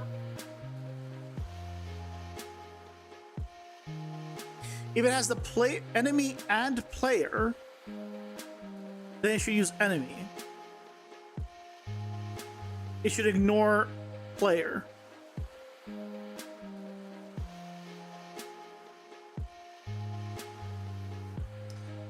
How the hell do we set that up? What's the logic on that one? Check if enemy exists. If enemy exists, save that as a bool, and then the check will be off of that. But then the check has to be here, because obviously this is fine. Or I guess no, here I just need to find out if it has enemy. Because if it has an enemy tag, then it should just ignore it. My brain's not good in this situation. When I need to introduce a third option.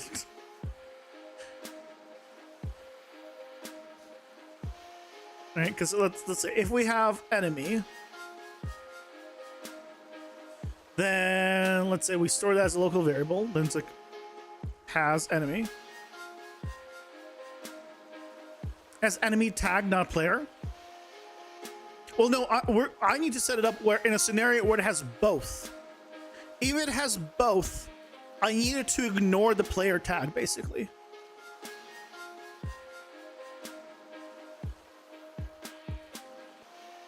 You have the taunt to think about too. That part I've figured out already, to a degree. This is a scenario where it has both of the tags. And so it has the player tag, but it also has the enemy tag. So I need to then, instead of this, I need to do check if it has the enemy.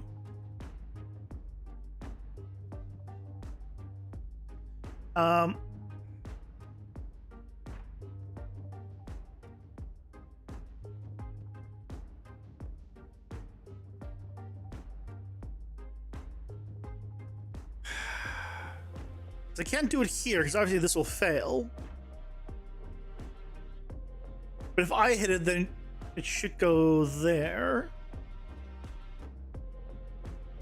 I think I need to write this down. I think the problem is just I need to write it down so get my head around it. Okay. Here, let's do text.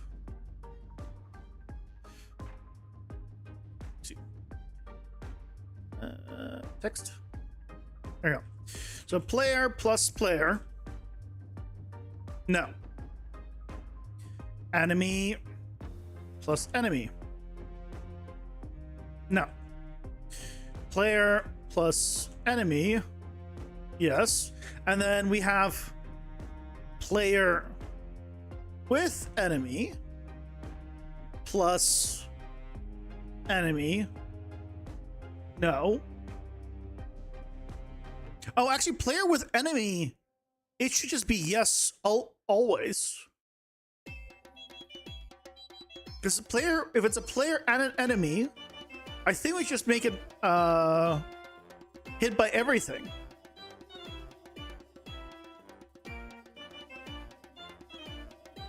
Then enemies should be able to hit it because it's a player thing.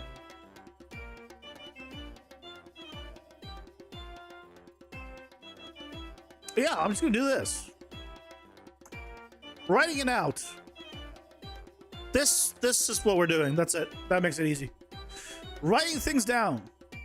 Writing things out. So helpful. So all we do is just check that whoever received it, which I believe is this one, if it has both player and enemy,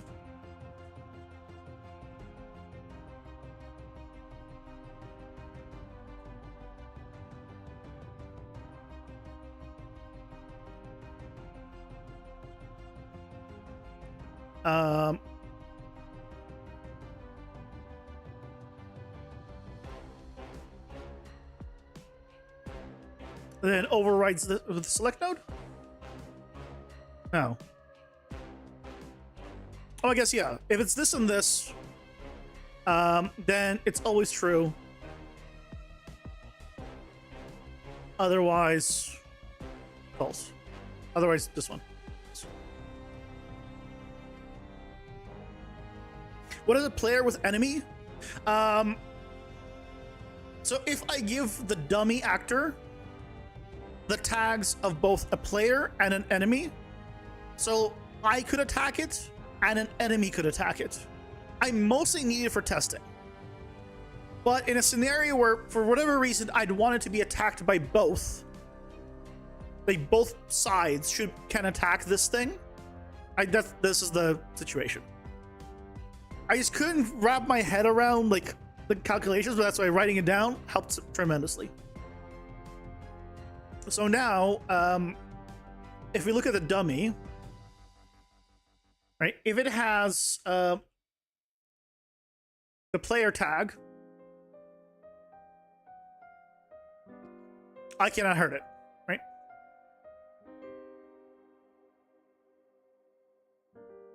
If it has the enemy tag, but no player tag, I can hurt it. Because it's not on my team. And if I have the player and the enemy tag, I can still hurt it. Why does the sound effect not play?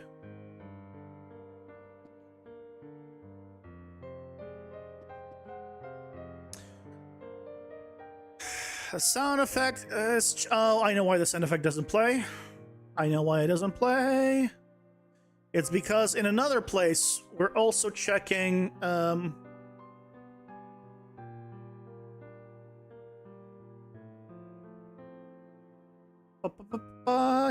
Here. Here we're checking that...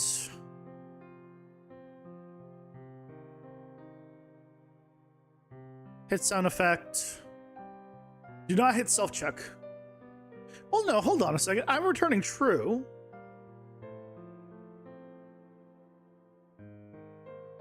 It's using the same check. Oh, it's using the check from the input?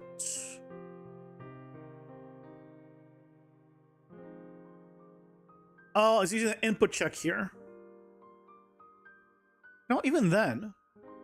No. Even then.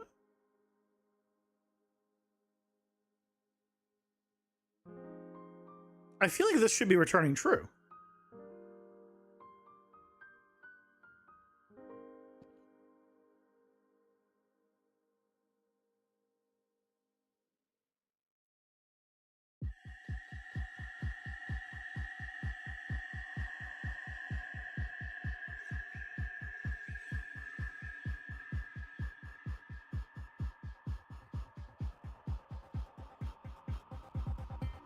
It says hello. Because I didn't plug in you. Good job, me. So I assume it's going to say false here. It says false, then true. Oh, that's so good. I love it when it's both. What do you mean it's both?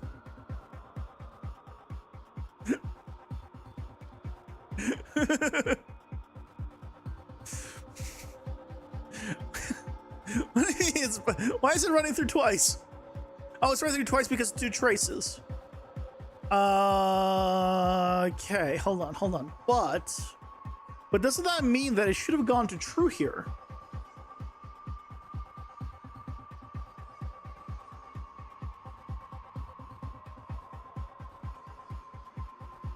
I feel like then it should have at least once gone to true. But here it only outputs... Why is it only output once here? Oh, it only outputs once here because it's also doing the other one.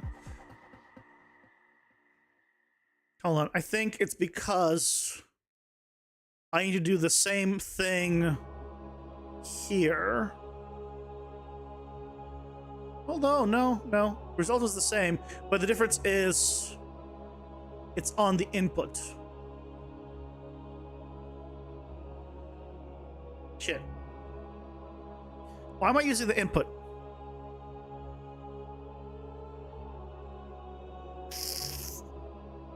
Because it's pure? No. It's not because it's pure. It's because I'm using the input. So it's using, here I'm not using the input. The input's from here. This isn't the input. This is the local versions. So that's why this is happening. Because I'm getting the information from somewhere else, in this case. So I guess we can just do a similar thing.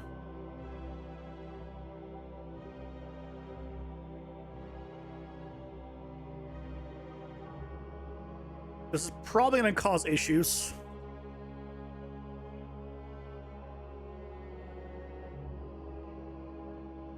We're gonna find out.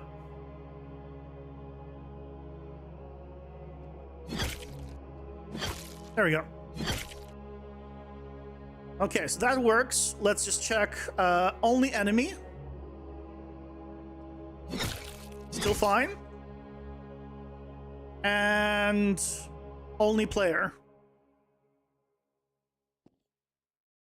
There we go. Okay, it all works. So the main reason, again, if you missed it, the main reason why I had to set this up is because my dumb self in the past made it so the ability gameplay tags are under the player tag. And so by giving an enemy a power, of like multi-hit or anything else, it gives them the player tag. So I have to make it so I can still hit them by counteracting the player tag by giving them the enemy tag. So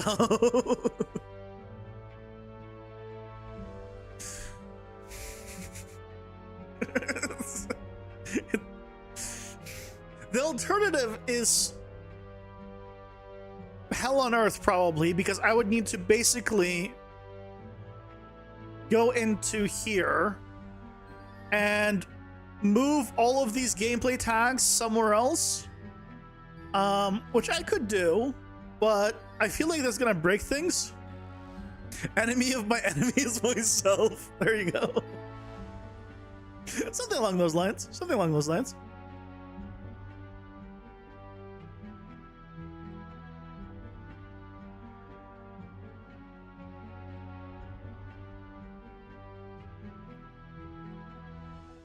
But now we can test.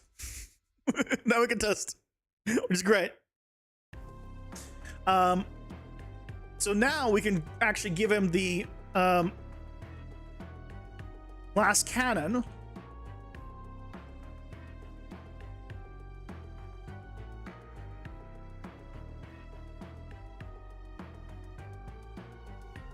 And then in glass cannon, this is a 300. And now he's taking more damage. Ta-da! So now he's also getting the power-ups that I want. Because we'll need to transfer the gameplay tags as well. Friend of my friend is my enemy. I don't think it quite works in that direction. Enemy of my enemy is my friend. Like, makes sense. Like, you team up with your enemy to take down another enemy. Friend of my enemy is my enemy, or friend of my friend is my enemy. Just makes it so you don't have many friends, as in more than one. I feel like it's a slight problem with that. I could be very wrong. I don't have any friends, so I could be wrong. But I think there's a problem with that.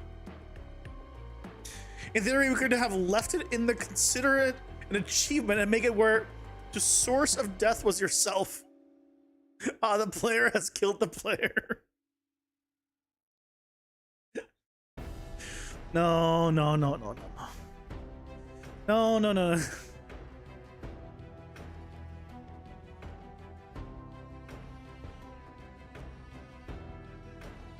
Ads are here. Pausing for ads.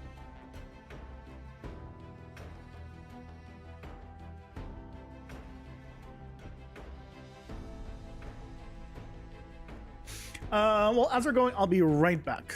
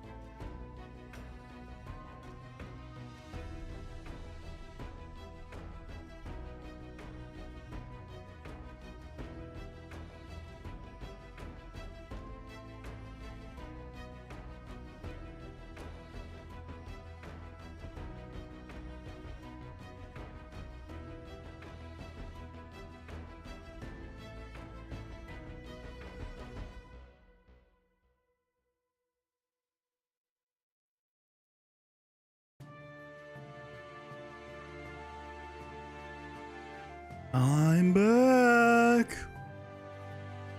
Got myself another cold drink to cool me down. All right.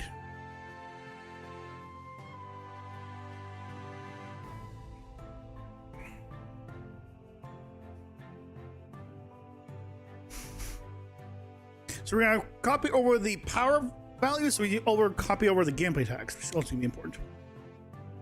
So instead of set card variables, we set variables, and we're going to set gameplay tags.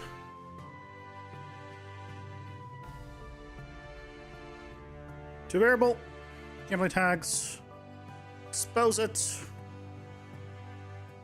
You know what? Do I expose it here? I mean, I could just push it through. No, I need to expose these because I need to have them on spawn. Okay, so this should now work. Okay. So we can already test spawning this guy with the right settings. Okay. I don't think we need the bullseye. I love it how like sometimes you just can't delete things and do anything until close things. Thanks, Unreal. What's going on with you, Unreal? Why are you being a butt today? I can get rid of it. Finally made it to your room in your game. Save. Make a copy. Then you don't have to do this again.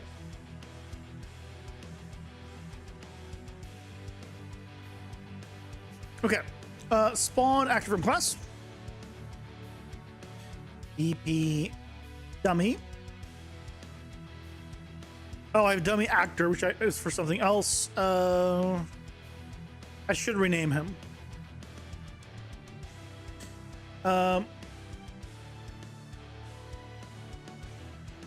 EP dummy clone.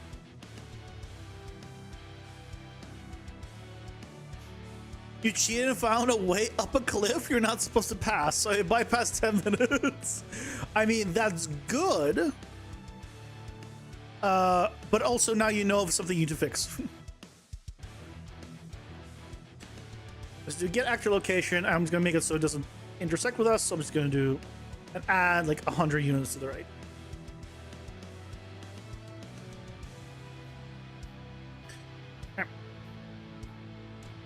Do one of those. Rotation can be 0. That's fine. Okay. Yeah, it's car power value. Wrong one. Variables, not values. And then get gameplay tags. Okay, so theoretically now, if I get rid of you, if I press 7, I spawn him. And then I can kill him. And then he will die. Then get another one. So if I now... So he is now taking 45 and 15 damage, right? But if I go ahead and give myself... for example, where's the armor? Let's get a bit of the armor. And then I spawn him. I still do 45 and 15. Why? Oh. I know why. Because I did the thing again. Oh no, it's here. It is initializing. Oh, but then I'm not doing set variables here. Yeah, I did the thing. I did the thing I always do, which is I make a function and I just don't plug it in and wonder why it doesn't work. Okay, so now let's give myself some armor. Now let's give ourselves glass cannon. Let's be a better test. Glass cannon. Bam. Okay, good start. Oh, I overwrite the variables here. So then here I need to do add a gameplay tag. Enemy. Because I'm overwriting them, not adding to them.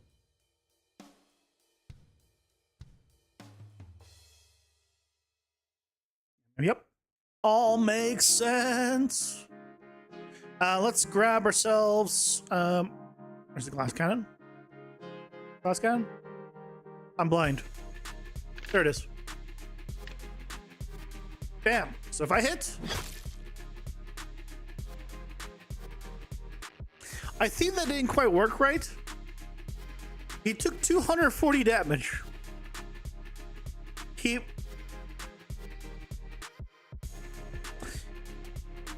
wasn't supposed to take that much damage. Oh, I know why. I know why he took 240 damage. No. This is correct. This is correct. The reason he took 240 damage is because I have glass cannon and he has glass cannon. So I am doing 300% damage and he's taking 300% damage. So my 15 times 3 times 3, I think it's plus 300. I think it might be 400 total. I think it might be 15 times 4 times 4. Yeah. There's the 240. So it works. It works. Confirmed. New ability is delete. If both of us have the glass cannon, a lot of damage is taken. What's going on here? X is not trying to read property. Break hit result hit actor on trace attack. What? Trying to read.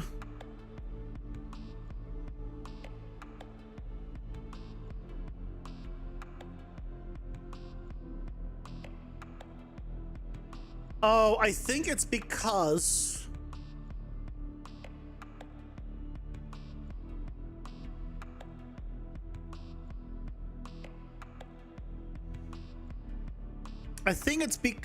it's being still hit on the frame it's being deleted. Here's what we can do. On death, instead of destroy actor right away, let's do assess collision response to all channels to ignore. And then set collision response to just a single channel world static to block, so he doesn't fall through. Although it doesn't matter, I guess. Run-in is valid. I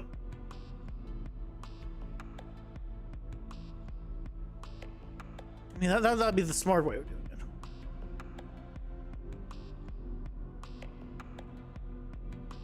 Just you know.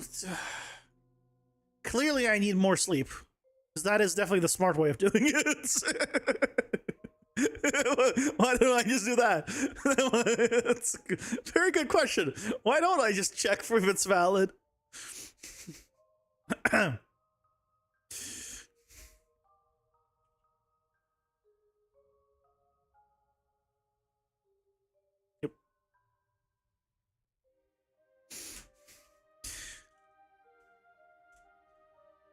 You know, you drive a hard bargain here, sir.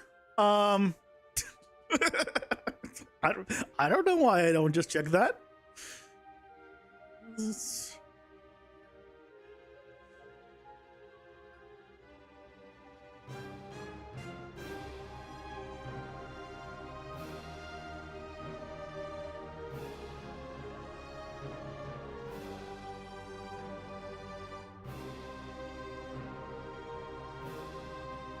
Doesn't need to do any of that. It just continues on, pretends it doesn't exist.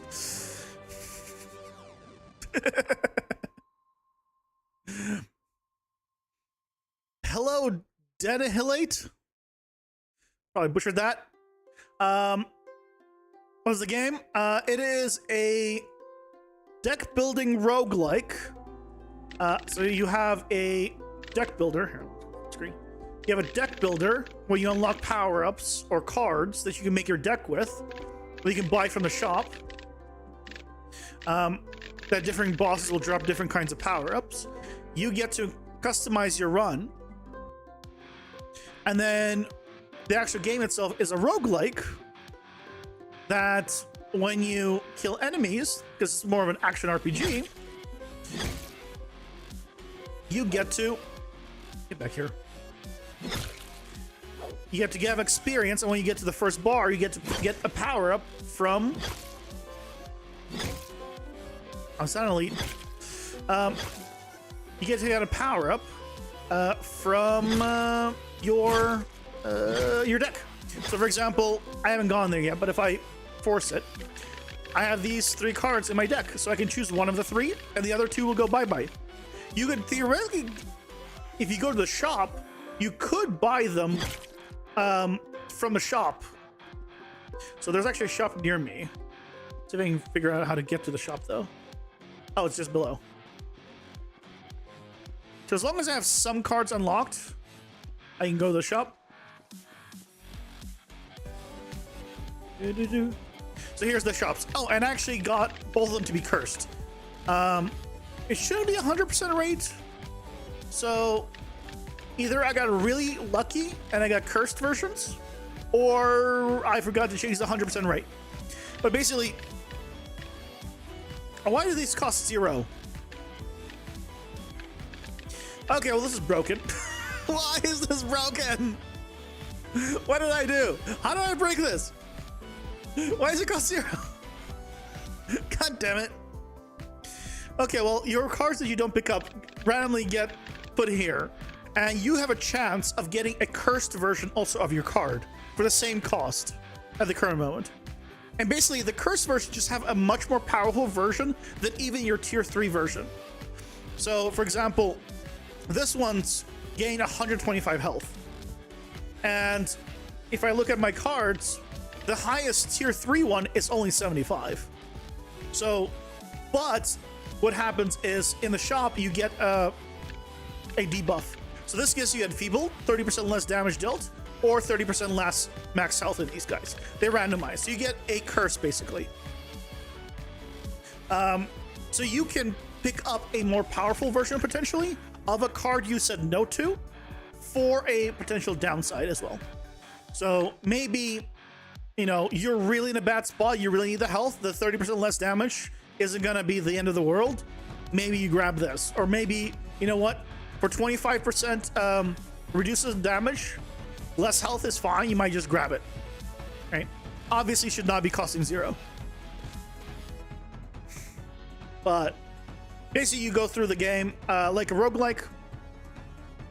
You kill enough mobs, you get to the boss, beat the boss, and go to the next level. And then there's a progression shop.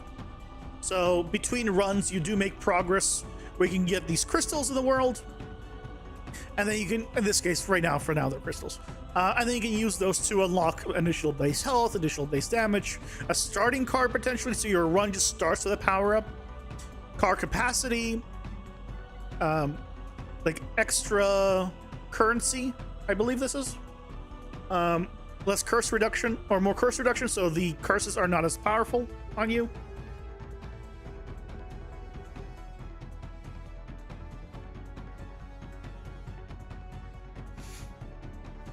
You know, there's a bug, yeah. There's bugs everywhere. Should just rename my game to Bugs. Just not even anything original. It's called Bugs. But we have the dummy. Yay! 45 damage, and it doesn't matter if I give myself glass cannon now. Oh, you know what I should check just to make sure? I'm gonna give myself orbiting orbs. Yeah, so that still works. He takes damage, good. And if I spawn him now, cool. He does not have them. So he only is gonna get the damage calculating ones. Yay! So now, takes the full damage. Great. Okay, didn't we just say that we just put it is valid?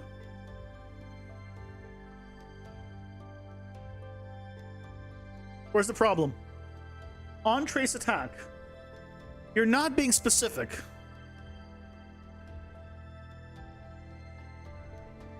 What is the problem? I haven't. Oh, hold on. Is it the problem here? No, because that shouldn't matter. The order of that shouldn't matter.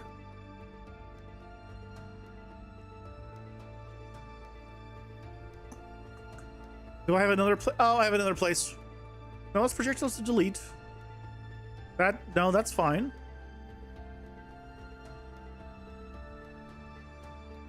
It does? Let's find out. Because it should just set it with an empty actor, I would assume.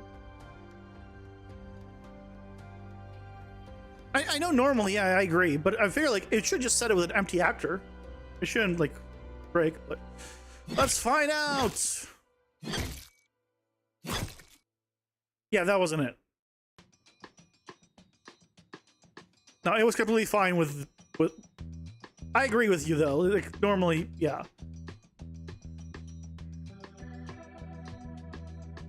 Yeah, we just set a null pointer exactly. So where's the problem? Hit actor if it's valid. The rest it doesn't do if it doesn't get past that. Oh, it should actually, if it's not valid, it should actually continue on. So it should actually go here. Good luck getting that out. 6 a.m. Yeah, go to sleep. Have a good night. Thank you so much for stopping by, though. Hey, get some good sleep. Get some good sleep. I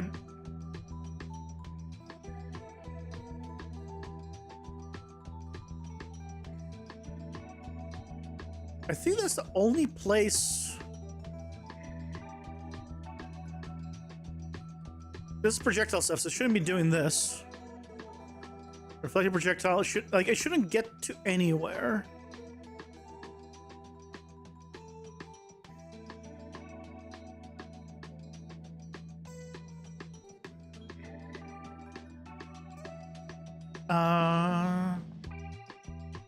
And if I don't delete this,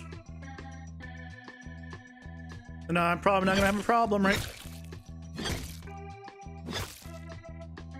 Yeah, obviously no problem.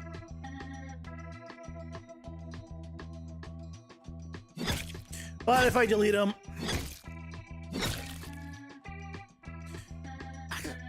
try to read real property function break hit result to hit actor.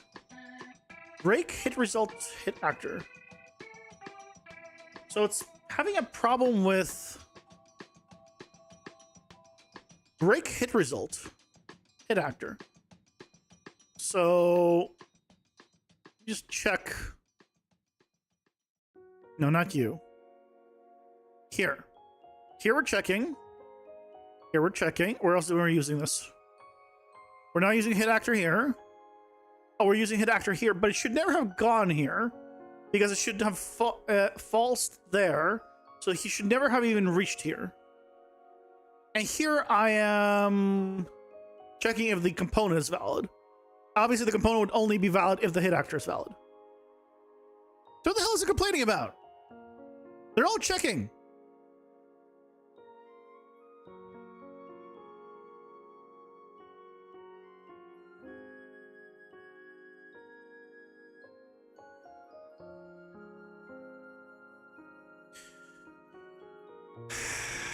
Thank you, Unreal, for giving me such a great help on this error. I appreciate you. You're so helpful always.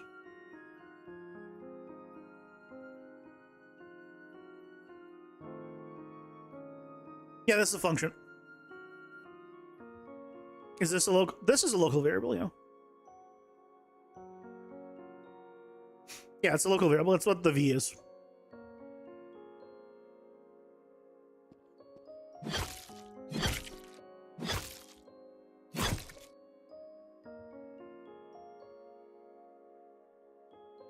I wish it told me where. See, it doesn't zoom in on.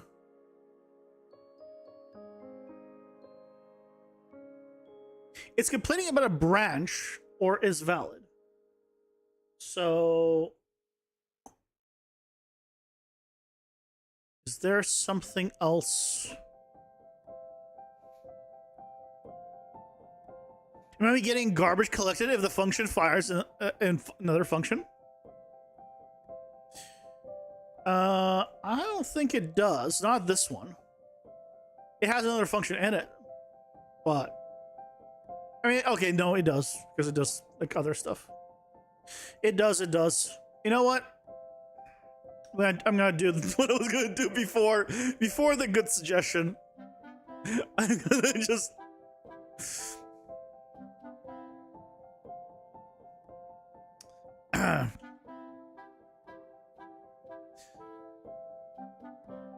Set closure response to ignore.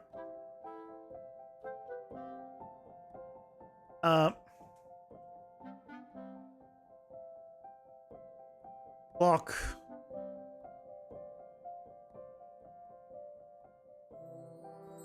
And then I can just make I can probably just do set actor and in game.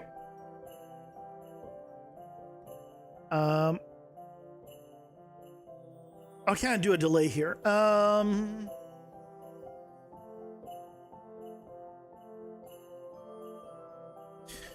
Custom event on death. It's just a very small delay.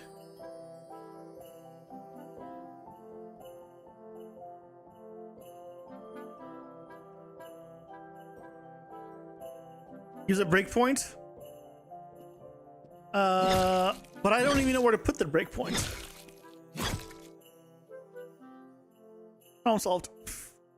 Where do I even put the breakpoint if I don't know where the problem is?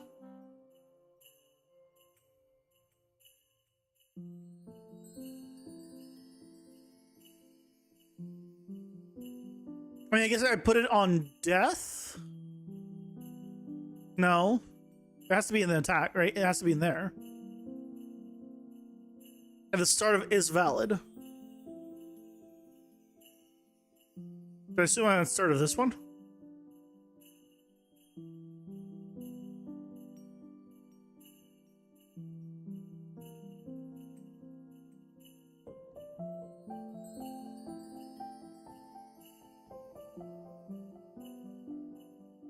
Let's see. Okay, so this is gonna do this every time. Okay. Resume.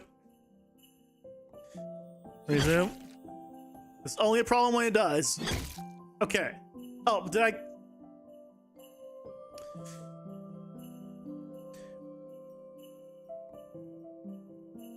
Yeah, I did. I did.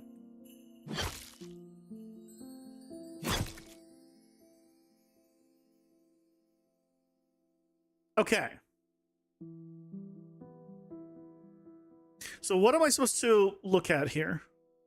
Hit results, hit actor 2, unknown, class unknown.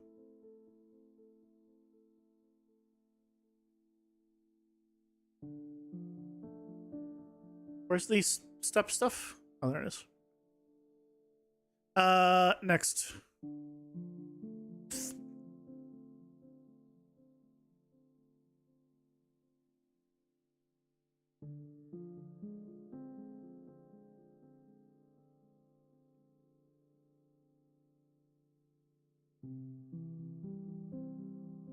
But I don't know what I'm looking at.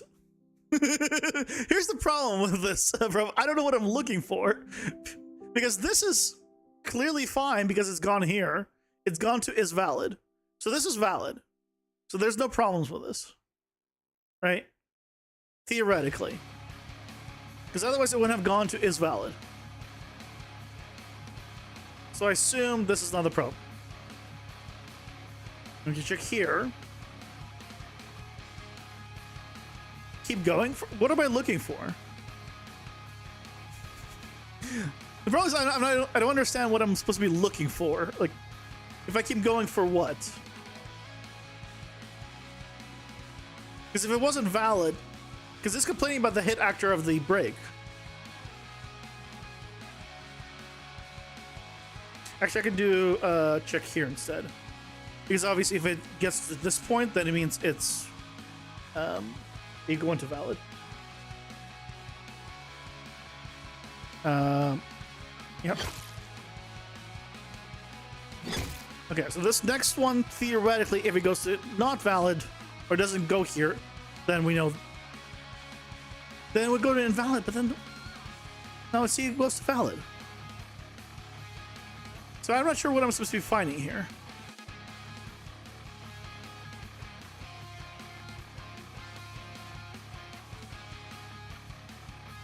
Why does this change location? F11. Everything is valid.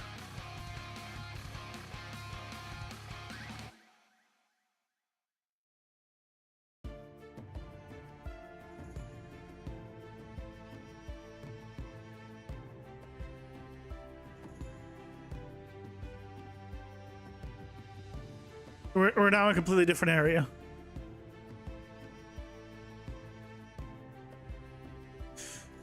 You were just in the hour. Oh god, it opens everything, doesn't it?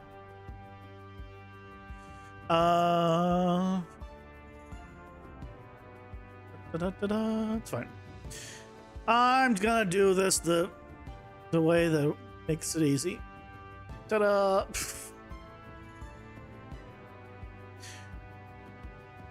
That's the garbage collection issue that you could be having.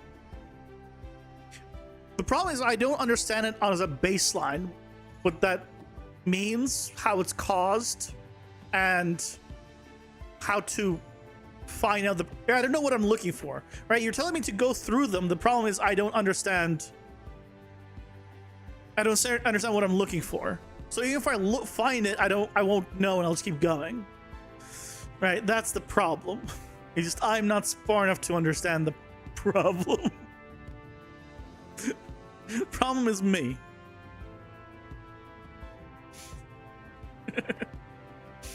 I wish I was smarter.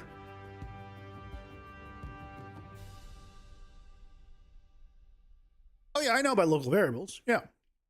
But that's not what it's complaining about. It's not complaining about the local variable.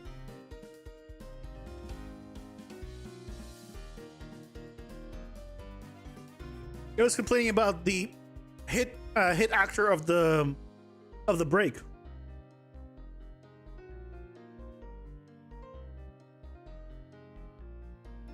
Oh yeah, I know. But the problem only happens specifically with this dummy actor. It doesn't happen with any other. It doesn't happen with any other enemy or enemies to me. It only happens on this dummy actor. So I think it's ads are here. Pausing for ads. So it loses what the hit actor is. But then why is it complaining about it? Not here. Oh god, it went to a different thing. And open stuff. Where was it? Not you. But why is it complaining about it in here then? Is this not where the problem is? Because if it's not the problem, it's not here, then I don't know how to troubleshoot it.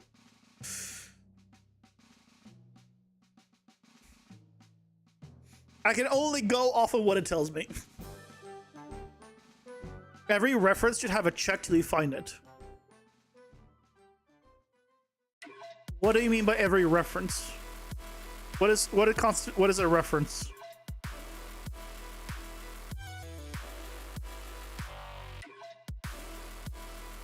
What do you mean by every reference? Like, it should not be going here if it's not valid, right? So if there's a problem with the actor, anytime you get it, get the hit actor? Yeah, well, I have is valid every time. Is valid is valid. I already had it. I already had the check.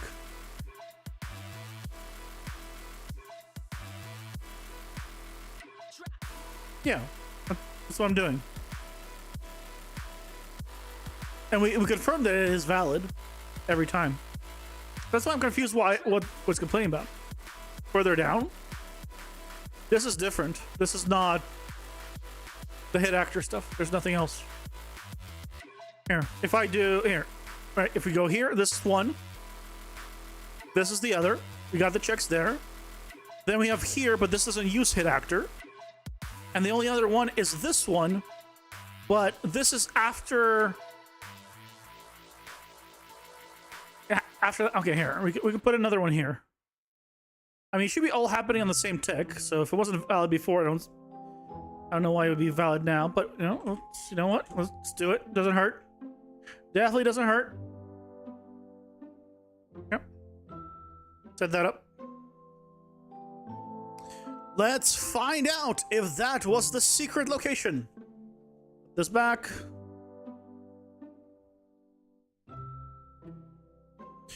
Let's find out. Nope. So that's all of them. I had it is valid for all of them, and still complaining about the break hit result hit actor in that function. I don't know. There's now no more other hit actor break results that I can put it is valid on. All of them have it. Every single one. There's no other ones in this function. Oh no.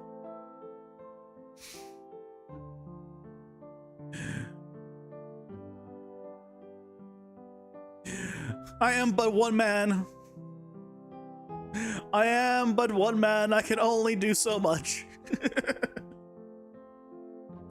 I'll take the easy road out. If I ever figure it out, I'll make the adjustment.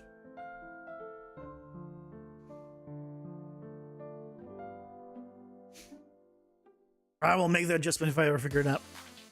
Okay. Why does it open all of this stuff? I don't want it all open. That's why I never use the breakpoints. I don't want all of these open. I mean, that, and I prefer just print strings. It's just much faster for me. But that's a personal thing. Okay. But we have the dummy actor. It is taking damage. It is transferring the power-ups. So everything of that regard is working. Now, what we need is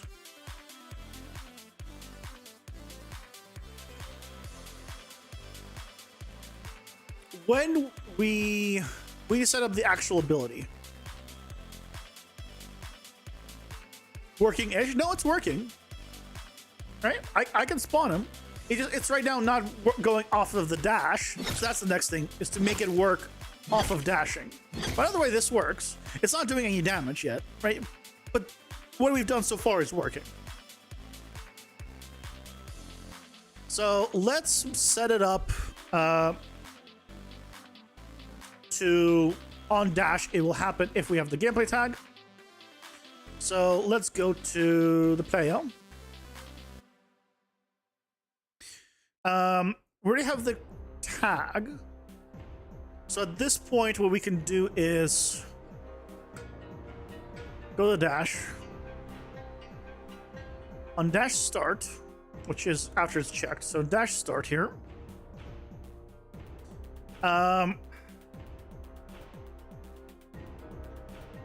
Let's do a check hashtag. Check that we have the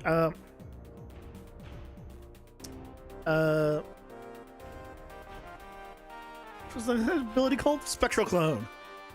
Spectral clone. If we do, then we want to do a spawn actor from class.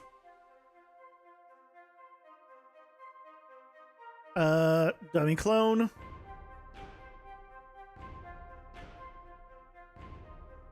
Actually, I'll just go ahead and grab it from this. There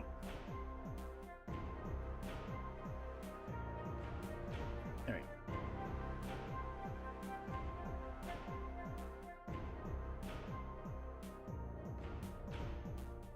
Okay, so now this will spawn it with all the information. Good. If we have the tag. Now this is gonna spawn multiple, right? So nothing there. If I give myself the tag,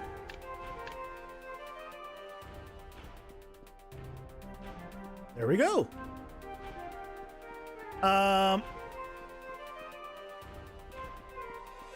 Did it lag and not spawn it? I only have 2. Okay, but that's working. But we only want to do that if it's not valid. So, sorry, if we don't have one.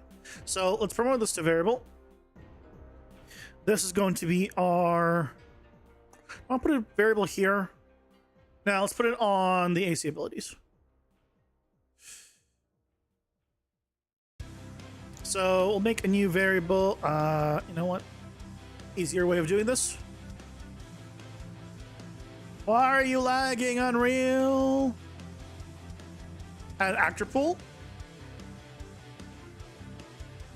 Could I? Probably. Oh, you know what we can do? I can spawn him once and then I can just continue. I'll just move him. Move and reset him.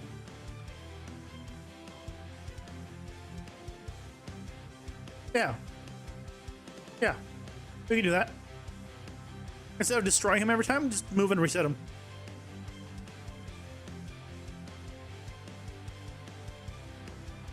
Can you have more than one? No.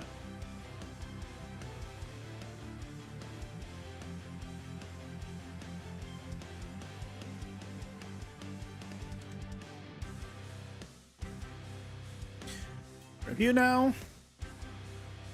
Now we have the right variable type here. Oh, it's just the dummy clone. That's right.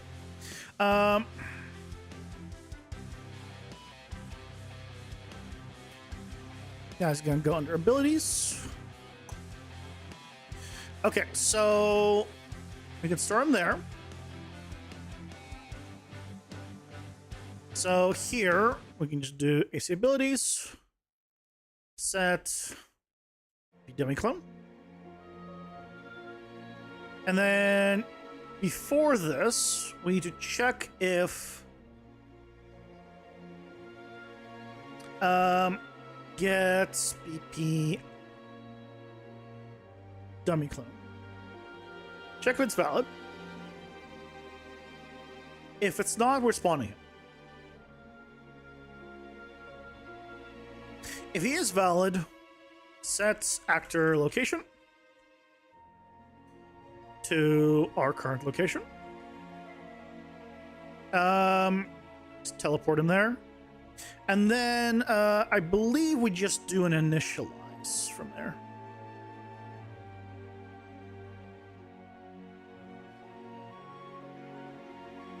To reset him.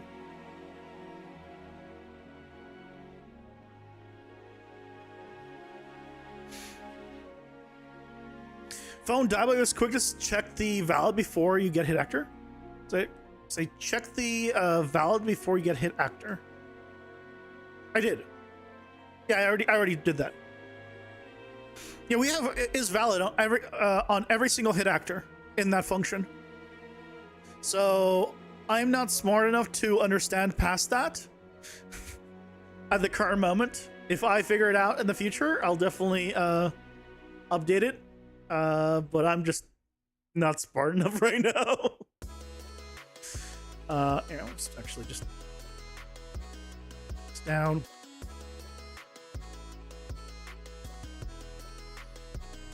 It's up a little bit. Okay, so that will re-initialize him theoretically. Let's find out.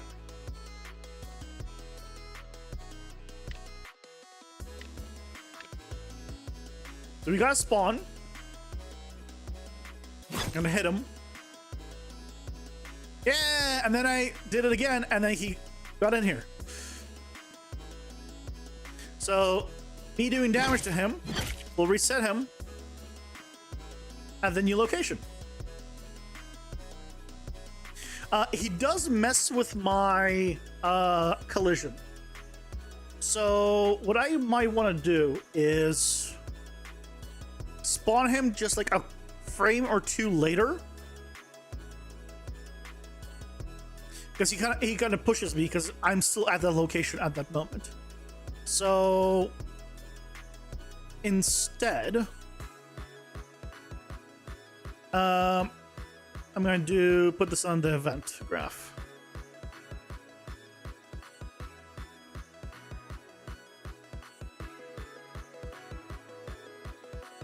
Spawn him without collisions. Yeah, I can spawn without collisions and enable collisions a frame later or 2 frames later.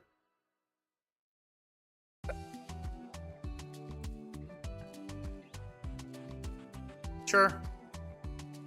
I don't have a horse in that race.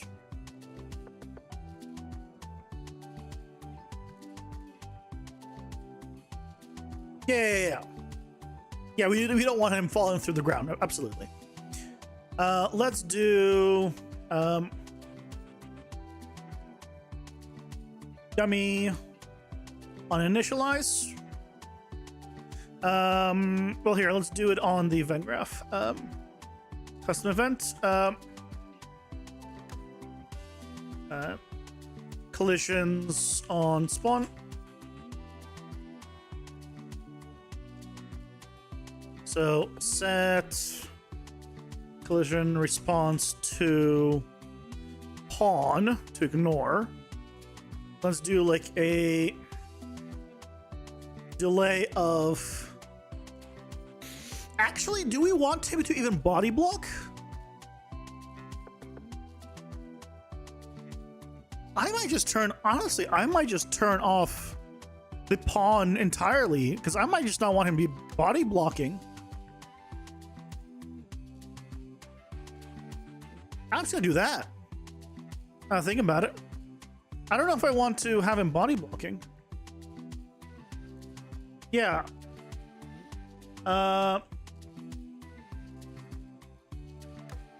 Ignore.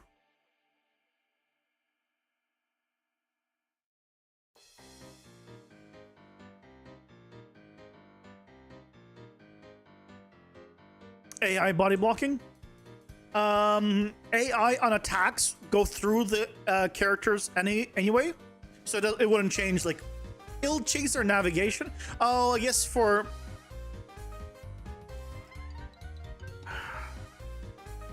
I'll play around with it. If it seems too weird, if they start going through it, because I don't think they should, but if they start going through him, I will change it. But as long as they don't walk through him, I think I'll keep it. Because I don't want to... I want to be able to walk through him myself. They will.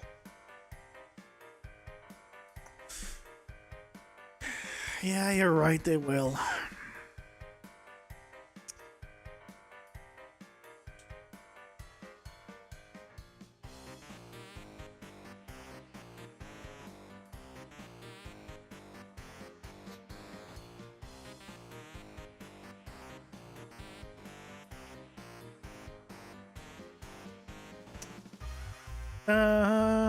Yeah, fine. Let's delay, like 1/10 of a second. Set, collision response channel.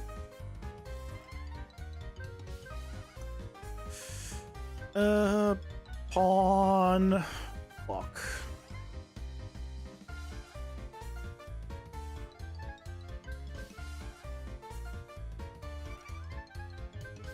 Oh no, you know what? I do want to do it the way I was doing it. I remember why I was doing it that way. Because we're not spawning him every time. I mean, I guess I'll keep it on default here, but either way, I need to... On initialize, I need him to go back to ignoring it. When we just move him and reinitialize versus spawning him. So yeah, I still need this.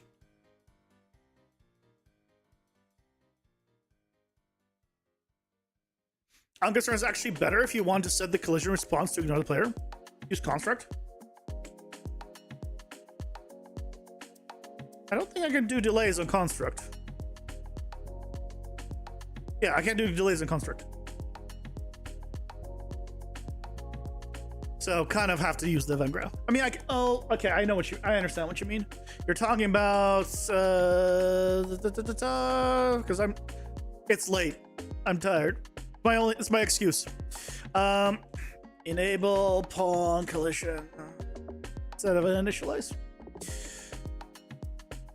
No, but again, no, we still need it here because we're not moving it. He's not reconstructing. So no, this will not work. God damn it. I keep listening and I'm like, no, that won't work because we're just moving the actor. Then we reinitialize the collisions. It's not reconstructing every time. We're just moving him. Yeah, so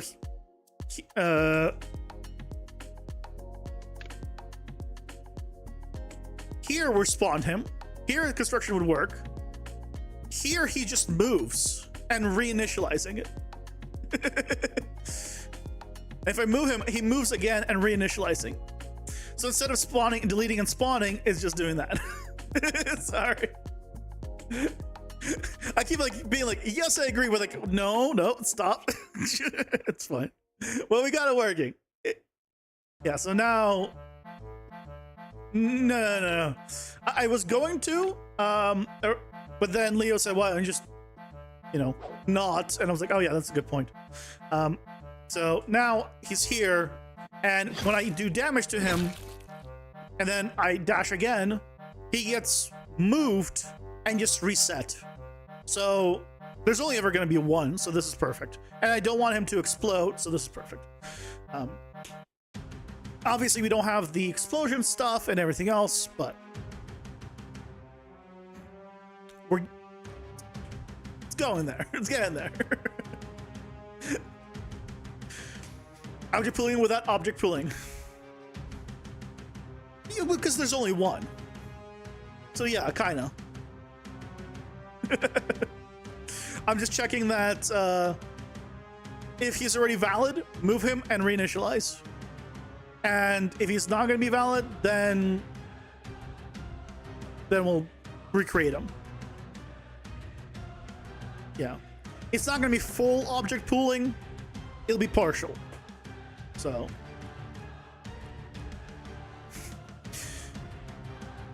Yes, I'm taking the easy road. God damn it. This is a prototype. I don't need to make it perfect yet.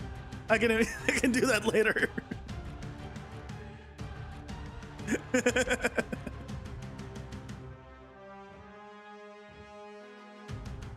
Nevertheless, I appreciate the help. Even if I didn't do everything, I still appreciate the assistance. But tomorrow we're gonna continue chugging along at this guy. We got him spawning.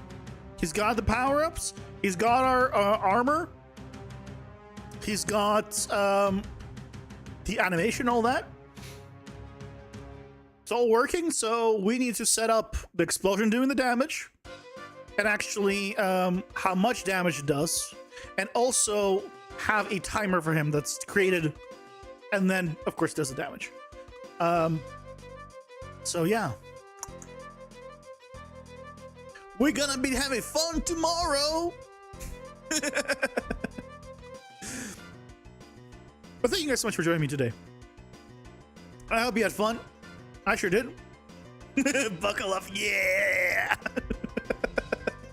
It's gonna be a roller coaster out there. We're gonna have ups, we're gonna have downs, which is on a roller coaster is actually the exact opposite. Because normally ups is the good things and downs is bad things, but on a roller coaster, down is the fun and up is the boring. So the analogy doesn't quite work, but we're gonna be like a roller coaster. It's gonna be great.